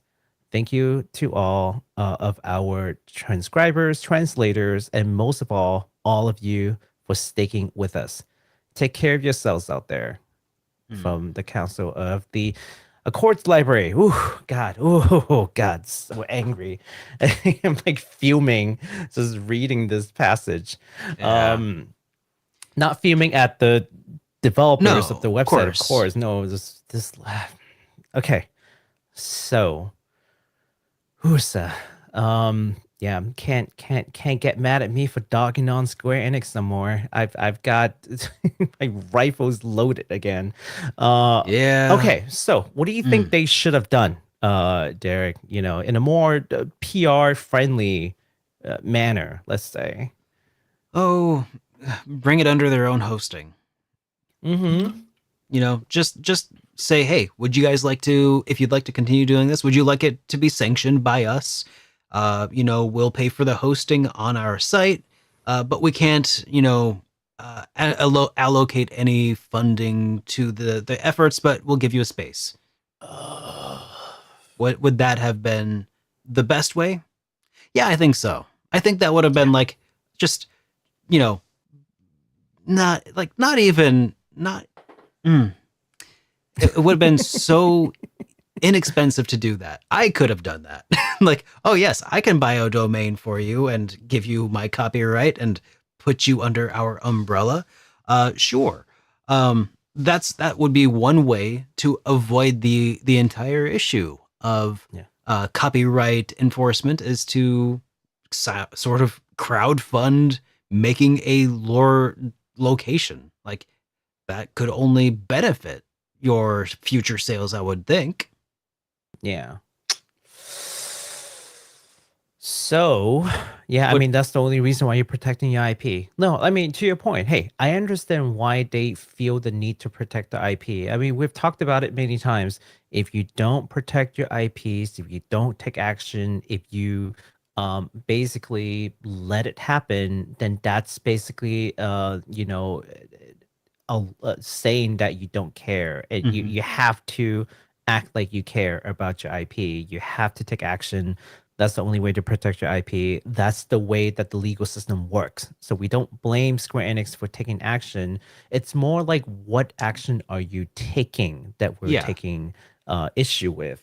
And so here's the other thing. Yeah. Like when you think about a company the size of Square Enix, and let's say that my idea is the best way, because honestly, that would probably be the ideal way to handle this from at least our perspective. Through what mechanism does this occur? Because I can't see a way that conversation would even happen. What I see happening is Square Enix, mega corporation, legal team finds out about a unsanctioned thing, and what does legal team do? They do what legal team does, and when what you have is a hammer, everything looks like a nail, you send a C&D. Like that's how that happens. Like they didn't go talk to Yoko Taro. Oh, Yoko Taro, here's this thing, and it's very multifaceted, and they're saying, nope, this cannot exist if it's not made by us. Therefore, it may not exist because it is not made by us. Not how can we make this made by us? Not how can we bring this under our umbrella? It is instead just end it. And it's doesn't this remind you of like Falcom versus like what is it? Who are the translators for Geofront? Geofront. Like that would have been the way. Yeah. Yeah, like Falcom's like, okay, we're not gonna Nisa, I think it was really Nisa who took that step. Falcom is great. Combination of them. I mean, Falcom had to agree to it. Like they're not in the blind. They're not saying Nisa, just do whatever you want. Like they all came to agreement. Hey, you've already done all this work. We need this work. So why don't we just bring you guys in, and so that this is an official thing? Like, all credits due. That's how they should have done it. And all the fans, like, just God, have you learned nothing? All the fans were like, "Yay, go Falcom!" Like you did the right thing. Like these people worked really hard on it, and they don't necessarily want money. Like this is not a monetary thing. They're fans, and for them to have been part of it, it's got to be pretty cool. So you made the right choice. And I think even people who weren't like included in it, who have heard about it, they're like, yeah, this is great PR. This is the polar opposite. This is like, here's the thing, right? These fan websites spring up and they become popular, not serendipitously. Like or rather, it is the fact that there is a market need for this, right? Because as I mentioned, the source material is so scattered and so disjointed in different media and so unavailable to Western fans that this website even exists and is popular because it has value. Right? And to not see that value, but see it as a threat, you got to see it as an opportunity, right? Yeah. As a company, you have to look at that and say, this is not a threat. This is an opportunity. This is not a risk. We got to see how we can utilize this to make us better, right? But they didn't do that. And that's what's so frustrating, right? So these people put years into working this. Many fans depend on this for like the source of information for a very beloved franchise, and they just nuked it because they couldn't figure it out. I wouldn't call it nuking it, because at least it's not like a effective immediately, you can no longer access our website or any of our resources. It's really, you have 2 weeks to get what you want and to offload that onto whatever hard drives you might need. Which is great. It is good that you have time to archive that stuff. So they didn't go scorched earth, but they did ultimately take a route that will result in harm and to a, especially like just bad PR. Like this is not going to save them money. It may cost them money. This would do nothing for them. Yeah. This is not a competing product by any means. These are all, a lot of the translated things are things that wouldn't be available in the States or in the West anyways. Now, if they have plans to make them available in the West, well, maybe take action then. Or, again, just bring it in and, you can omit anything that you like because now is within your domain, is within your control. You can go in and you can edit these things, right? Like, it's Yeah. fine. It's just it's insane to me. It's just it's just so backwards of a business decision It's that very I am so unnecessary. disappointed in them for It's doing. it's unnecessary but not unprecedented. And this is just, chalk it up as corporations doing what corporations do. Cuz once Yeah. you have a company that is run as a corporation, it is no longer run by humans being humans. Like, like it's But instead didn't you know that machines. corporations are people, sir? Yeah. Corporations. Cogs in a are people, machine, sir. man. Cogs in a machine. So let's go ahead and shift gears here a little bit Yeah. to some discussion topics that we have here. Yeah. Oh, no. There's Oh. one more. There's Oh, there one was one more. more. Okay. Yes. Yeah, go This ahead one and is quick. Or right. maybe quick. It might not be quick. We'll see. This last one is fun.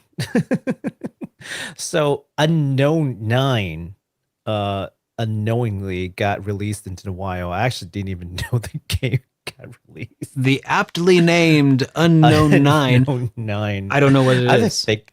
Yeah, I had to think about what it was. Unknown 9 Awakening. It was that game where like they did the mocap of like the lady from The Witcher 3, and she's like the lead character. It's You from- talked about it last week, and I don't remember it. Yeah, Bamco's publishing it. It's supposed to be like a multimedia project. They even Oh, talked that about it. one. Oh, we can have comics. We can have this. We're gonna have podcasts. Yes. We're gonna do this and that. Oh, it's gonna be so much stuff, guys. Oh, that. That one. Yeah, I hate to inform them, but it's not doing great. The game peaked at 285 players on Steam, not 285,000, not 2,850, 285. That's less than 300 people I played was gonna it. say, don't forget the 5. That's a significant percentage of the No, players. that's at a significant digit right there. You can't round on a number that small because it affects your percentages. Wow. Yeah, I mean, I don't want to rag on them, but it's just I didn't think it was. I don't think they did this game like justice. Like the way that Bamco had like talked about the game, like they front loaded all these things without making it very clear what this thing is even about, and then they just came on too strong. I just thought about it; they came on way too strong. They're like, here's a new game, and boom, podcast, and, Well, and hold on. comic, and this and that. Oh I my mean, god! they did all What these is things. this game all about anyway? But they never. They did all these things, Mhm. but outside of our podcast, I'd never heard of it. So Isn't that insane? yeah, like Yeah, it's just I feel bad for the developers. Like they worked hard, I'm sure, in putting like no developers go into work and say, you know what, I'm gonna make a subpar game today. You Yeah. know, like they put work into it. They don't have a choice in what they're necessarily making all the time. You know, and Yeah. I'm talking about like individual developers. Okay, at this point, Yeah, not the like people. the company developer. Yeah, yeah, but like individual developers, like the rank and file, you know, Yeah. like like you want them to they be able to. I mean, I'm sure they all got paid for their time, but Yeah. it would be nice to have something nicer on your resume than exactly. a game that, because they spent like the last 5 years working on a game that peaked at less than 300 less than 300 not players. Yeah, is- and it's a very public thing in the industry. You put it on your resume, everyone knows what it is. Yeah. Everyone Yeah. knows. So yeah, that's unfortunate, but I think this kind of serves as a reminder of how not to release a game. Yeah, Yeah, definitely It's like yeah. More eggs in more baskets. Yeah. Or better yet, and this is my plea to any developers out there, make a good game first, then talk about other things. Yeah. Make a good game first. Get us invested, then we can talk about other things. All right. Speaking about talking about other things, let's switch to those discussion topics now. All right. So now this is what I wanted to talk about a little bit earlier before. So just another recap. We talked about it a little bit at the top of the episode, but we unlocked an achievement here on the HP Pod channel here. 500 subscribers now on the new YouTube channel, which is pretty exciting. Monetization, for those who are curious, is still kind of a work in progress of being unlocked. It's going to take probably, I hope, less than a couple of weeks, but yeah, it might take a little while because, you know, it's like government work, basically. Silent Hill 2 for PC has been acquired and will be streamed on the HitPoint podcast channel on YouTube sometime before Halloween, maybe on Halloween, depending on how things go, but probably the weekend before, you know. And as far as like our current plans for the podcast, I think that I think it's going to be departing the Super Derek YouTube channel. Sad. Yeah. Well, I think that it's sad, but it's also not. So anyways, everybody over on Super Derek channel, thank you for watching there. Please be sure to also watch on the HP Pod channel. I've got a linked pinned comment in the chat at the top there. Because soon it's not going to be here anymore. This is not the end of the HitPoint podcast. It is just being moved. And there's a couple of reasons for that I don't think anybody's super curious about, but you know, there's a variety of reasons, some of which include just the fact that I think YouTube doesn't fully understand the impact that new features it introduces can have on its video discovery algorithm. So we'll probably put that on its own. So on the bright side, though, I think I might have talked about this before. Just comparing the analytics from one channel to the other, the number of people who are watching on the HitPoint channel are just watching way more, way longer, and that's sending some positive signals to YouTube, and it's starting to share HitPoint podcast with other people organically, and that's really wonderful. As opposed to everybody who just watches Super Derek for, you know, the 10-15 minute like news recaps or reviews. So because I know that those are distinctly different audiences sometimes. Not everybody's here for like a 3-hour video. So yeah, that simultaneous streaming situation gonna come to an end here gradually. I'm thinking either this will be the last stream or maybe the next one, because this is also episode 99, and you know, episode 100 would be pretty sweet to have on the main channel because that's where it all started, and you know, big round numbers are nice. Oh boy, yeah. It's super. Can you believe it? It's the 99th. Right now, you're watching the 99th episode. I know. And if we assume that like each episode is an average of 2.5 hours or so on average, which is, I'd say that's probably pretty accurate. What could you do with let's say 250 hours? Like what could you play? Could you have finished the Trail series in the amount of time to listen? I don't think so. Well, but you could finish a few 1 hour games. is 60 minutes. Yeah. Yes. So it's not 250. What did I say?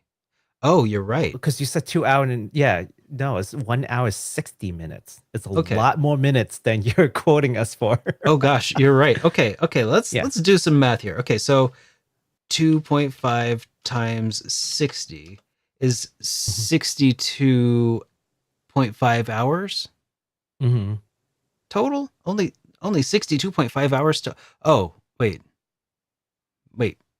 What am I saying? I'm so confused now. I'm confused. I was an art major. Okay, 2.5 Anyways, it's a lot of time. hours times 60 minutes is 150 minutes total per episode times 100. times 99. Oh, 99. Oh, That's how many minutes. okay. And then that's how many minutes. So let's divide that by 60 again. Okay, so 247.5 hours. Yes, many hours. I said about 2.5 hours or 250 hours. If you go back, if you rewind, I'm pretty sure I said 250 hours. Yeah, you did. I was I'm smart after I all. was messing with Derek the entire time. You son of a. I got him. So I was laughing the whole time. I'm like, oh my god, he's still going with it. I'm like, no, yeah, do the math there. So yeah, Matt, what could you do in that amount of time? I don't think you could play all of the Trails games, but I think you could finish at least a couple of them. Yeah. Maybe you could 100% your way through the Trails in the Sky Catalog? series for sure. Trails in the Sky Can for you? sure. Trails in the Sky? Oh yeah. Oh yeah, Just Trust 1, the 2, and Sky 3. Easy. Yeah. Yeah. Probably even Crossbell, maybe. Yeah. Maybe not Ooh. Cool Steel though. That's No. things are, yeah. No, each of those is like 100 hours. Yeah. Yeah. That's still, my stomach's churning just thinking about how long those games are. Dude, you've got to play them though. They are nice. They're good. I think people don't understand. People who don't stream don't understand like the trauma that we get from really long games. Like just the thought of having to stream 100 hours of a single game. Oh, like, I don't even find that daunting. makes me nauseous. I understand though, but how do you eat an elephant? One bite at a time, man. I mean, But no, it's not a joke. It's true. One bite at a time. so you want to eat an elephant? Yes, that's how you eat an elephant, one bite at a time. And that's cool. Like it's just you just it doesn't affect how long I play the games for. Yeah. Like I mean, at least not in like session duration, but like in terms of like how many months I'll be playing that game on stream. Yeah, but Yeah. It's I think to me anyways, this is the difference between playing it off stream and playing it on stream. yeah. That's the difference. I think I can stomach any amount of hours off stream, but on stream it's very different. It's like, oh god, this thing is still here. It's like, hey, you're still playing that game? It's like, yes, I am still playing this game. But yeah, I need to get to, you know what, Derek, you know what we should do? If What's I that? played, we should do this thing. I did this thing to a couple of streamers before. If I stream X, you will stream Y kind of agreement. I think we should do something like that. If I stream, let's see, my next one is Crossbell. I have the games already too. You should totally get into East. More East games. Tell you They're what. relatively short. Tell you what, I accept. All right. You accept? Okay, here's the first one. If I Okay. play Silent Hill 2, No, no, that's not how negotiation works, sir. Sir. all right. It's like, I'm already paying you this, but if I were to pay you the same amount, you will give me more things. No. That's Oh, dude, not the agreement, sir. I am the king of negotiations. Let me tell you something. I had a brilliant idea the other day. Okay, I went and tell I me. bought a cool camera. And I'm not going to tell you about it just yet, but I got a pretty cool camera. But it's like $500. Ooh, okay. And I'm like, I don't want to pay full price for this. So I checked Amazon and it was pretty much full price. And I checked eBay, used copies or used versions of them were like still over 400. I'm like, this sucks. I go to the website and they're like having a little bit of a deal, and it's like $75 off. And I'm like, hey, that's cool. But what if at checkout I found a promo code? And I was like, all right, let me just try Honey, see what that does. It didn't find anything. Honey hasn't found shit in the last few years for me. I remember when that used to be good. Yeah, they're not a sponsor either. I mean, maybe, I don't know. Imagine that. But Honey hasn't found anything for me in the longest time. But you know what did work? You go onto YouTube and you look up a sponsored video and you check the description for like enter promo code whatever for 20% or for 10% off your order. And so I went ahead and I did a search for the camera and then sponsored video, and I went into the description and I found a promo code for like, Get out. yeah, I got another like $30 off. Wow. So I got it for under $400 for this $500 camera. Wow. All and free shipping. We gotta talk about that later. I need to know what this is. Oh, you got to know it. It's gonna be so perfect for my over there camera videos. It's gonna be nice. Camera. It's gonna be very nice. Okay. So that's something I'm really excited for. But yeah, best negotiation ever. I was like, I'm already gonna buy this, but I'm gonna pay less than they intended, and I'm not gonna watch this. Yeah. I broke the system, I think, and now you know how to. So there you go, guys. The bargaining tips from Mr. Derek. Yeah, and you know what? It works. Always looking for the better deal. You know, I mean, why pay more? You gotta save that money, man. Those are hard-earned dollars, and dude, I mean, money ain't what it used to be. That's for sure. This inflation's hurting everybody. Yeah. So yeah. Well, so those are the main like discussion topics that I wanted to talk about as far as like the main channel is concerned and the future of HitPoint. But I thought it might also be fun to kind of catch up a little bit on what we've been watching lately. Oh my god, the anime talk, not the Yeah. anime talk. Yeah. Cause I mean I've been watching some pretty cool stuff lately, guys, and some of it is anime, some of it is not anime. Some of the things I've been enjoying are audiobooks, and I'll talk a little bit about that too. Audiobooks. I know. Yeah. Okay. It's actually been pretty wild, but yeah, I one of the reasons I wanted to talk about this is because as Baku and I were wrapping up not yesterday, but last week's episode, he told me that Ranma half has a remake going on, and I'm like, what? Well, that's crazy, because Amy and I just watched Dragon Ball Daima episode 1 last week, and I'm just like, oh, well, that's kind of a neat little sort of 80s anime sort of revival mashup kind of deal, because Daima is basically, I mean episode 1 I've only watched, and I suspect it's going to have some pretty strong Dragon Ball vibes, like or OG Dragon Ball. But then we went ahead and watched some Ranma half as well. The Ooh. Yeah, I found copies of them on the internet with a Google search, and I mean they just came up, and we got to watch them without ads. It was great. Okay. Yeah, so that's just what I wanted to talk about. How have you been enjoying Ranma half? How far are you into it? I think only 2 episodes came out because I've only seen the first one. Yeah.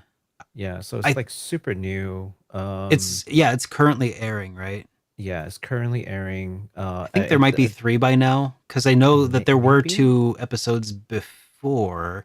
Maybe 3. I haven't looked yet because, as I mentioned, I went to a wedding yesterday, and then today I just basically wrote HitPoint, and then now we're here. But afterwards, I plan on going to watch Ranma. That was my plan for the evening. After HitPoint, I'm gonna go watch some Ranma. Dude, I'm really. I've only seen the first episode, but I'm very like it feels really faithful to the original.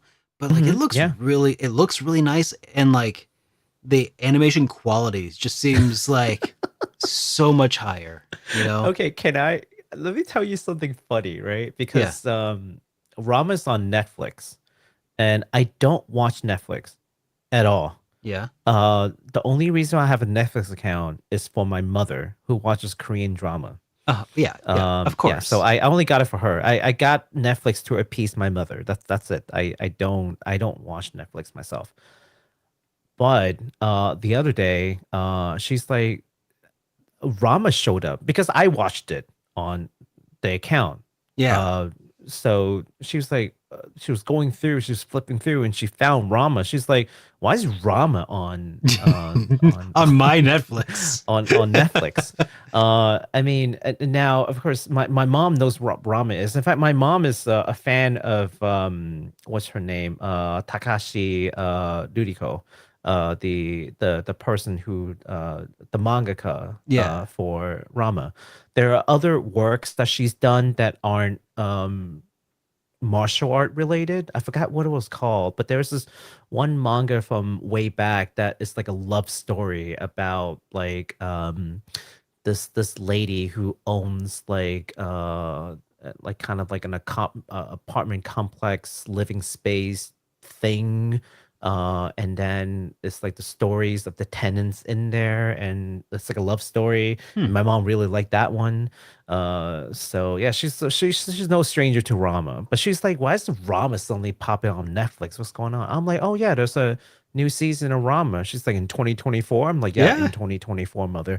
So she watched it. She sat down, she watched it, and then she said, how come the art looks so old? And I'm like, mother, please, like, Oh my gosh. why are you insulting them for no reason? I'm like, no, the animation quality's gotten so much Dude, better. The fighting, like, it's such a the fight scene between Ranma and the I was gonna say the panda, but you know who I'm talking about. That was so well done. Yeah. Like, it was so fluid, and like you could see it all. It was very dynamic compared to, like, I mean, no shade meant toward the original, but it was not an action, anime. Mhm. But it looked like one in the episode 1. That's for sure. Like, all the fighting around on the poles in the hot springs. Oh, that was so By the cool. way, I found a name to it. It's called Maisen Ikoku. Oh, Yeah, that's I had a friend who, I mean, sort of friend. I had an acquaintance on the old Bulbapedia forums who used to really like that. Oh yeah, I remember it. It was a really good like Numiko work that was in Rama and not Inuyasha. Like, yes, guys, she totally did works that didn't involve any fighting whatsoever. No supernatural Lame. anything. Yeah, she Yeah. totally had done works like that in the past. They just didn't hit as like they weren't as popular. They weren't as big hits As mainstream. Yeah. as mainstream. Yeah, but it was definitely a great work. Just like Akira. Toriyama's. Wait, yeah, Like Slump. I mean, like Dr. Slump. That's not technically like a fighting like oriented. I mean, Arare just does what Arare wants, so Yeah. there's no fighting her. I think that there's like a crossover between Goku and Arare, and Arare wins. Oh yeah, in Dragon so Ball it's like- Super, yeah, there was a fight between Vegeta and Arale, and she Yes. destroyed him. It was pretty great. Yeah. Um, I mean, non-canon, but Arare is one of the people who like beats Goku hands down. He had no chance against her, which is hilarious. But anywho, so Daima. Speaking of Daima, yeah. yeah. Did you see the Daima- first episode yet? I thought Daima has some like GT energy. It does. It definitely does. But Yeah. it's, I mean, because it starts off with like this goofy guy wishing that Goku was a kid again. I mean, except now it's everybody's a kid again. And I thought that's going to lend itself well to some really goofy stuff. Like, it seems so stupid. Like, you can already tell. It's like, oh yeah, that's how you wish for the super strong dude to no longer be super strong, is to make him a kid. Like, no, he's just a super strong kid again. I just hope that they can bring back like Dragon Ball energy. I think they I will, do. because they Like- worked hand in hand from the beginning with Toriyama on this for a long time. Yeah. It's not like one of those situations with regular Dragon Ball or Dragon Ball Z where they were building building the train tracks as the train was right. Like, it's really more so he made the story, and this has been his jam lately. Like, I think he was burned out by Z and all of the subsequent, like, Ultra Instinct and Super, and yeah, I think he was first and foremost a comedy mangaka. who happened to also just find that he was really good at He other hated stuff. Z. He's gone on record to say he hated. Well, he didn't hate Z, but he hated. It was draining. Working on it.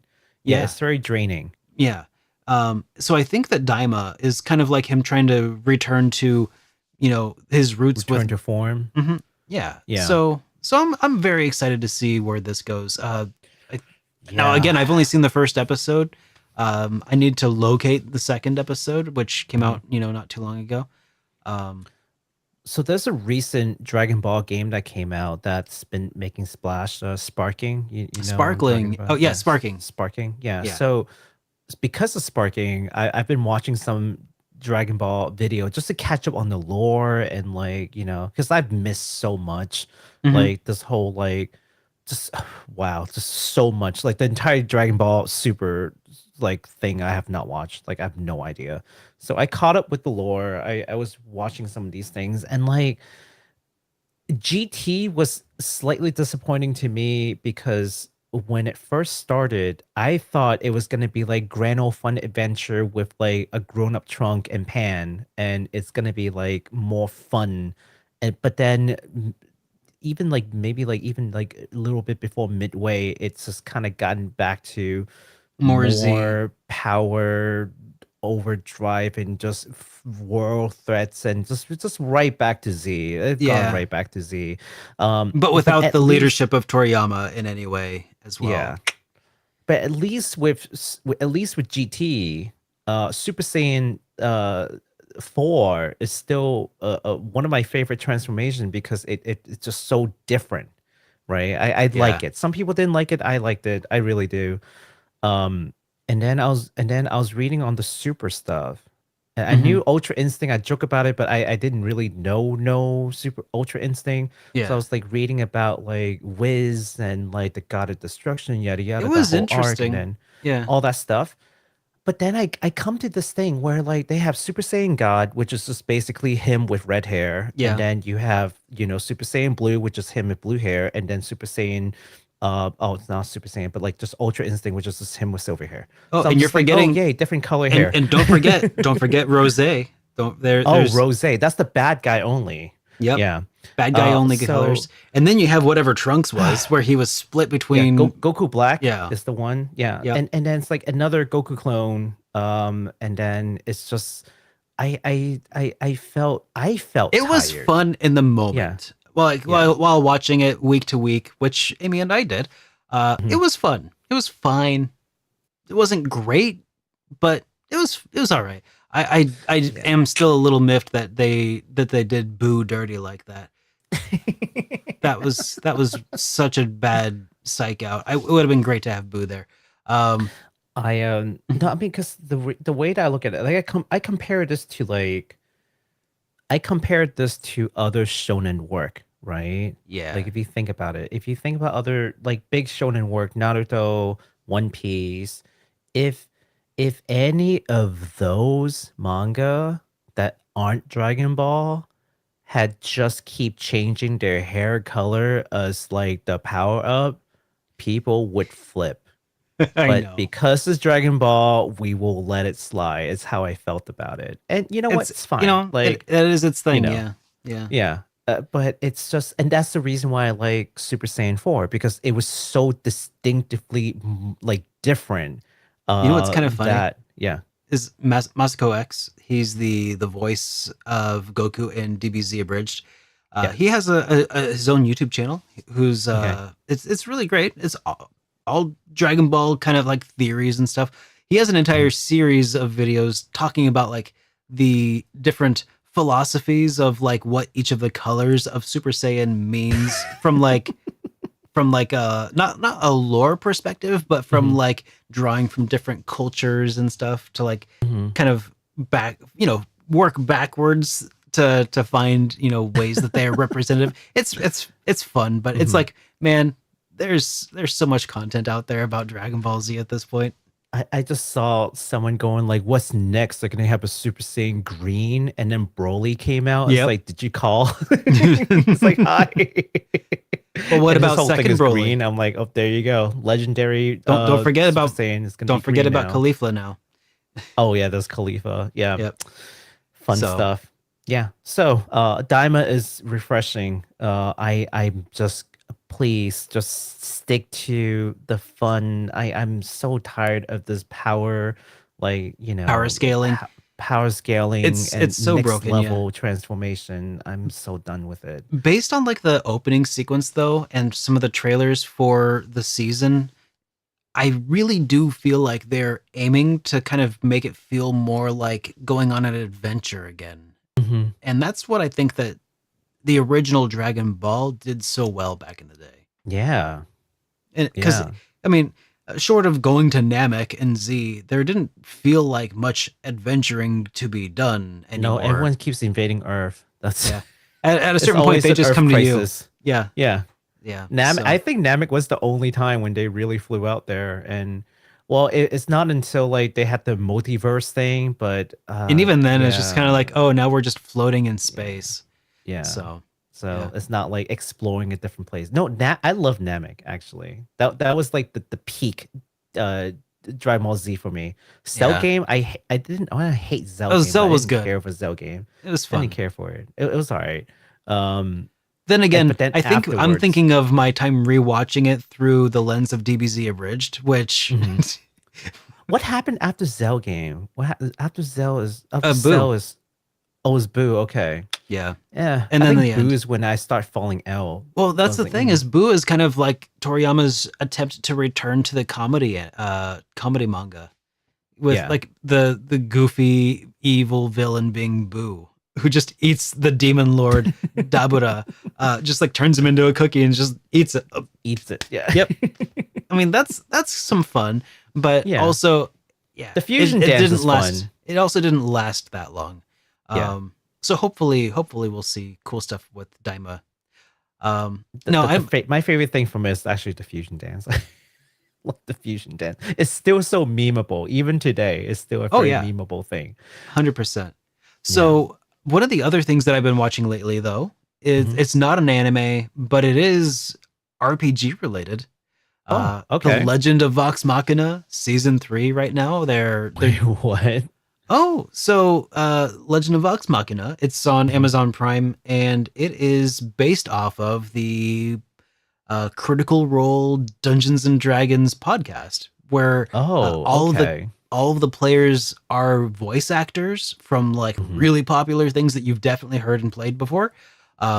So like a lot of anime voice actors, a lot of video game voice actors are all part of this D&D like podcast where they live play on Twitch, and it's I think the biggest or highest grossing Twitch stream on all of Twitch by like not an insignificant amount. Anyways, it's super engaging. At this point, they've been going for about 10 years, and their original campaign is being turned into an animated TV show. It's so cool.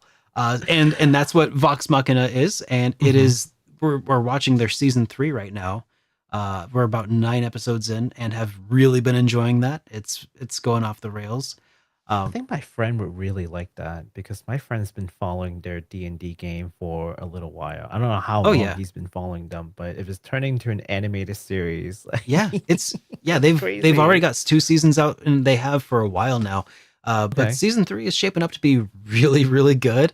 Huh. It's like a very abridged way to kind of catch up with the first season, really. Mhm. Yeah, go watch it, guys. I give it my full endorsement if you're Yes. looking for something to watch.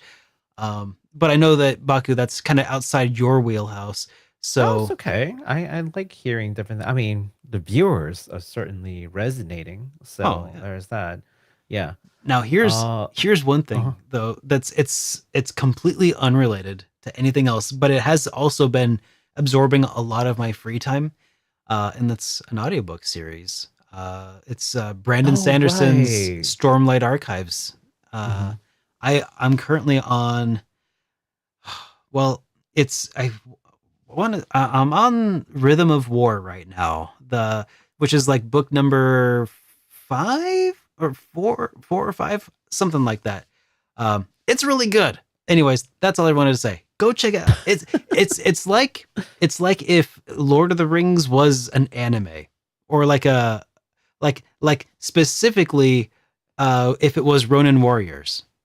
But it's like a really awesome fantasy setting, very intricately detailed, like how things work. It's definitely a high fantasy sort of book series. And I mean cool. anime, and like as far as like the cool stuff that the characters can do is very anime, like being able to like fly around, wield giant swords that can cut through anything, super powerful armors. You know, I feel like in just a few more books, that's probably going to turn into mecha, you know, at this point. but for the time being, Stormlight Archives, I cannot recommend them highly enough. I've really been enjoying them. Nice.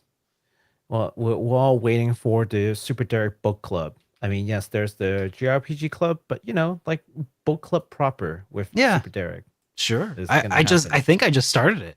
Everybody, you have some catching just up to did. do, because these are some thick books. But I'm glad they're all in audiobook form right now, because I just like I've been listening to like 2 or 3 hours before bed every night. Like after the lights go out at like 10, I like listen for a while, and then like I put my phone away and it's like, is it really after 1 o'clock? Oh my god, I have work in the morning.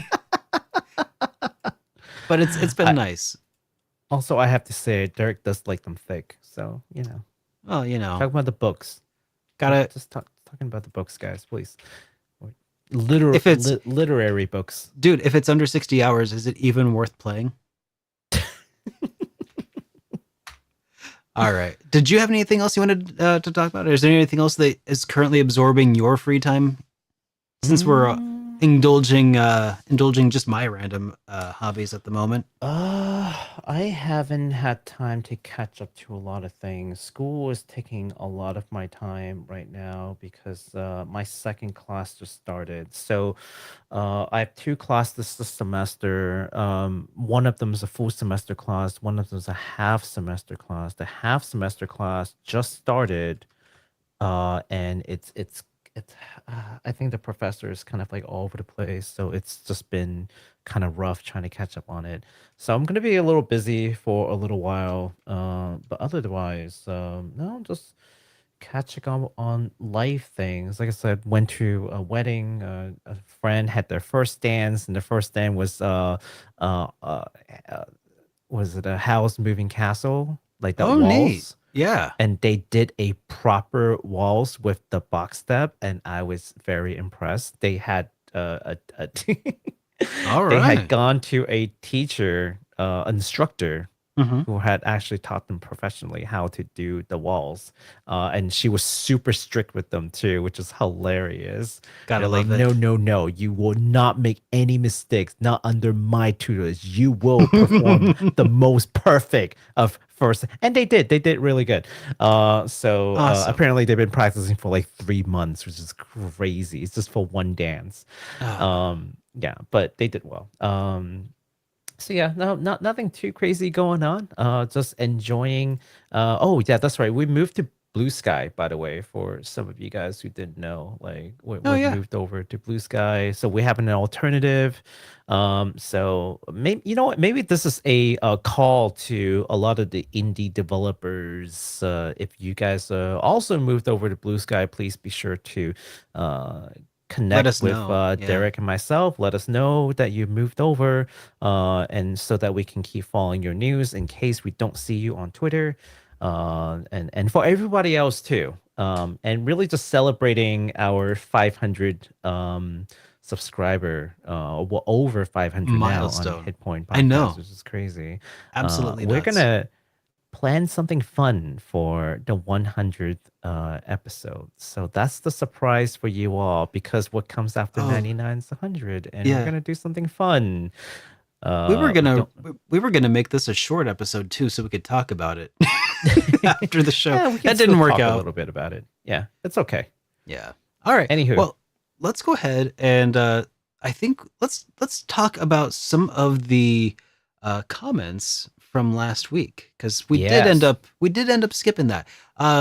Well, you know, we rearranged things. So I'd like to kick things off just by letting people know that we still have that voicemail number. It's 785-337-3805. However, we don't have any new voicemails this week. Oh no! But if you want to, you could call that number and leave us a number, or you could also just send us a voice file to hitpoint@superderekRPGs.com, and we'll play it on the air as well and respond to that. Right.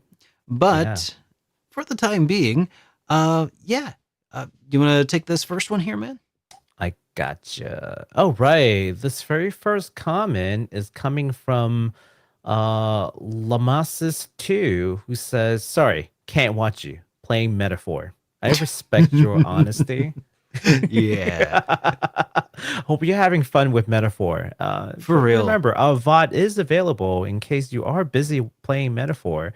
You can always watch us again on the VOD at the HitPoint Pod channel. Yeah. The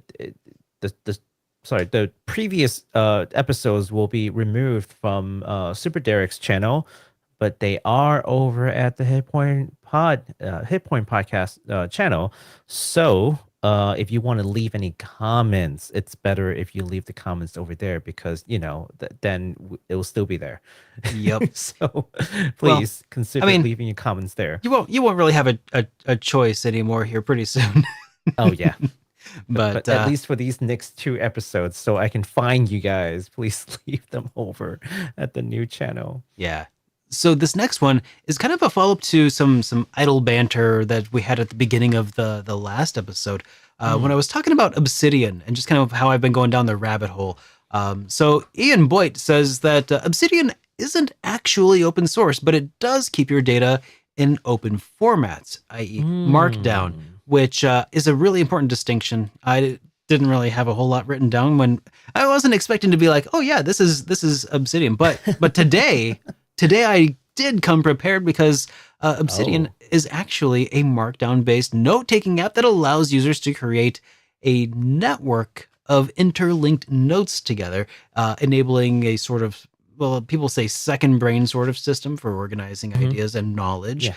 But what makes it really unique is its ability to visualize connections between those notes in a kind of graph or kind of like a network view. Like you can see like how they all kind of interconnect with each other and such. Oh, wow. And then you can transform your notes into, this web of ideas and knowledge for management and research and personal productivity. And also it supports tons of awesome plugins. So you can pretty much make it do whatever you want it to do, even if it doesn't support it natively. I've been putting all of my D&D campaign I've been playing through into it, and I've like integrated a map system. So like I'll click on the name of a town and it shows me where it is in the map. And like I can see its location relative to other towns, and I can pull up like a list of the NPCs that I met in that town, and I can link from those NPCs to the specific quests that were active, when we were doing these things. So like, yeah, I have very intricate notes on D&D on this world that's homebrew from my DM. He's putting in so much work into this world that I figure I should probably be putting in at least as much effort into understanding and trying to learn about it. So Makes yeah. sense. So anyways, Obsidian, it's sick. Go check it out. All right. The next one we've got here is from Matt Weltherly, who said, so I'm waiting for the Intergrade Edition of Rebirth. You know what, Yeah. Matt? I don't think there's going to be Intergrade Edition of Rebirth, but I do anticipate on them having the story so far edition of Remake, which is Final Fantasy VII, which is to say they're going maybe. to just bundle everything together prior to the To third the game final. coming out. I can imagine that. Like they'll just bundle the remake, integrate, and then the second game, Rebirth, into one thing for maybe like PS6, and then the third game will just be its own thing. And then a couple years down the road, they'll just bundle the entire thing into one solid collection for you to play, plus some like bonus things. I don't know. And this is just based on like Square Enix's like MO. Like Yeah. I've seen them done stuff like that for like Kingdom Hearts. So Well, they've they're done it definitely once. gonna bundle them together. But the story so far on Kingdom Hearts was like, it was like covering 10 different games that they had released. I don't know if they could do a story so far with like part of the Final Fantasy remake. They'll find a way. Yeah, they might. I They'll don't find know. a way. It's a way to double dip. Maybe on they the could game. include the Crisis Core remake as well then. And like, Yeah, they totally can. They Mhm. totally can. Yeah. Yeah, maybe they 'Cause would it's then. I don't know. canon. Because Zach has way more of a presence in this like remake with this new continuity. Oh, So it well, don't kinda tell me makes too sense. much because I don't want spoilers. Well, just expect more Zach. Okay. So Zach's story would be more relevant, and the game is already there. So why wouldn't they double dip? Like, Yeah. it's just another way to make that same money again. If I was Square Enix, I'd do it. To be honest. But also, there's a lot of people who don't want to hunt down individual copies. I just want this whole darn experience in a tight, like Yeah. in a neat little bow, and just It would be play nice to as have the it in a whole thing. collection for sure. Yeah, a collection. I would probably prefer to have all 3 of the games. It sounds like it's going to be a Mhm. trilogy, right? Or Yeah. or maybe the 4 games including the 4 games. including Crisis Core remake. It would probably be nice to have them all in a single collection, but that Mhm. probably won't Yeah. happen until maybe a couple 3 years after the third Like one. 2-3 years. So if you probably. wait another 20 years, it might be ready. It's gonna be on PS6. I'm pretty sure it's gonna be Yeah. on PS6. Maybe Maybe- Switch maybe- 2. We'll see. Maybe Switch 7 or PS7 or PS7. yeah. I mean, who knows? Who knows? So this next one comes from a YouTuber called Chicken Fillets, Okay. who says that Joshua is the man. By the way, if you're not familiar with Chicken Fillets, go check him out. And yes, it is. I'm pretty sure they pronounce it fillets, not fillets. So it's they said. Oh, by the way, really fun RPG YouTube channel. Guy has a I want to say Scottish accent. I don't know for sure, but it's one of those accents that I love to listen to, and it becomes slightly addicting. Like, and I start like thinking in that accent for a while, and it's terrible. It makes me want to speak with that accent, but I can't. It's such a beautiful accent. But anyways, Chicken Fillets says that Joshua is the man. Talking about our episode last week, he says, he was the first game developer that I spoke to. Such a great guy. Went full circle being able to review and play this game. Excellent interview. Well, Nice. thank you so much, Chicken Fillets. I very much appreciate you. that. And I want to do more of these sort of interviews with indie developers. Like, ideally, it would be really cool if Baku and I's, Hit Point podcast could be, a way for you guys to find incredible indie developers and to find their games and to help us find awesome indie games and help them find audiences. Yeah. I think that ideally that's like such a, if I can help the community in that way, man, that just makes this so much better, right? Like, Yeah, absolutely. Yeah, I mean, and that could be like the value add, for the community, yeah, right? kind of Yeah, 'cause- giving back a little bit and yeah, just that makes me happy. So anyways, I'm Absolutely. glad that you enjoyed that interview. It's so fun to get to talk to these guys and pick brains and yeah. So yeah. We'll definitely get more of those. yeah, we've actually already got another couple maybe lined up. So at least 2. yeah, But if there's anything coming sooner than that, I kind of want to reach out to the Toads of the Bayou. Kind of want to reach out to them, but I don't know. We'll see. we'll see. So we do have a super chat that came in here during the show. So Okay. let's go ahead and take a quick look at that, and then we'll call it a day. This one Yes. comes from Still Alive. They said, I just finished Visions of Mana. They said, Baku, where would you rank it among the other Mana games? Oh no! Don't do this to me. Do it, you coward.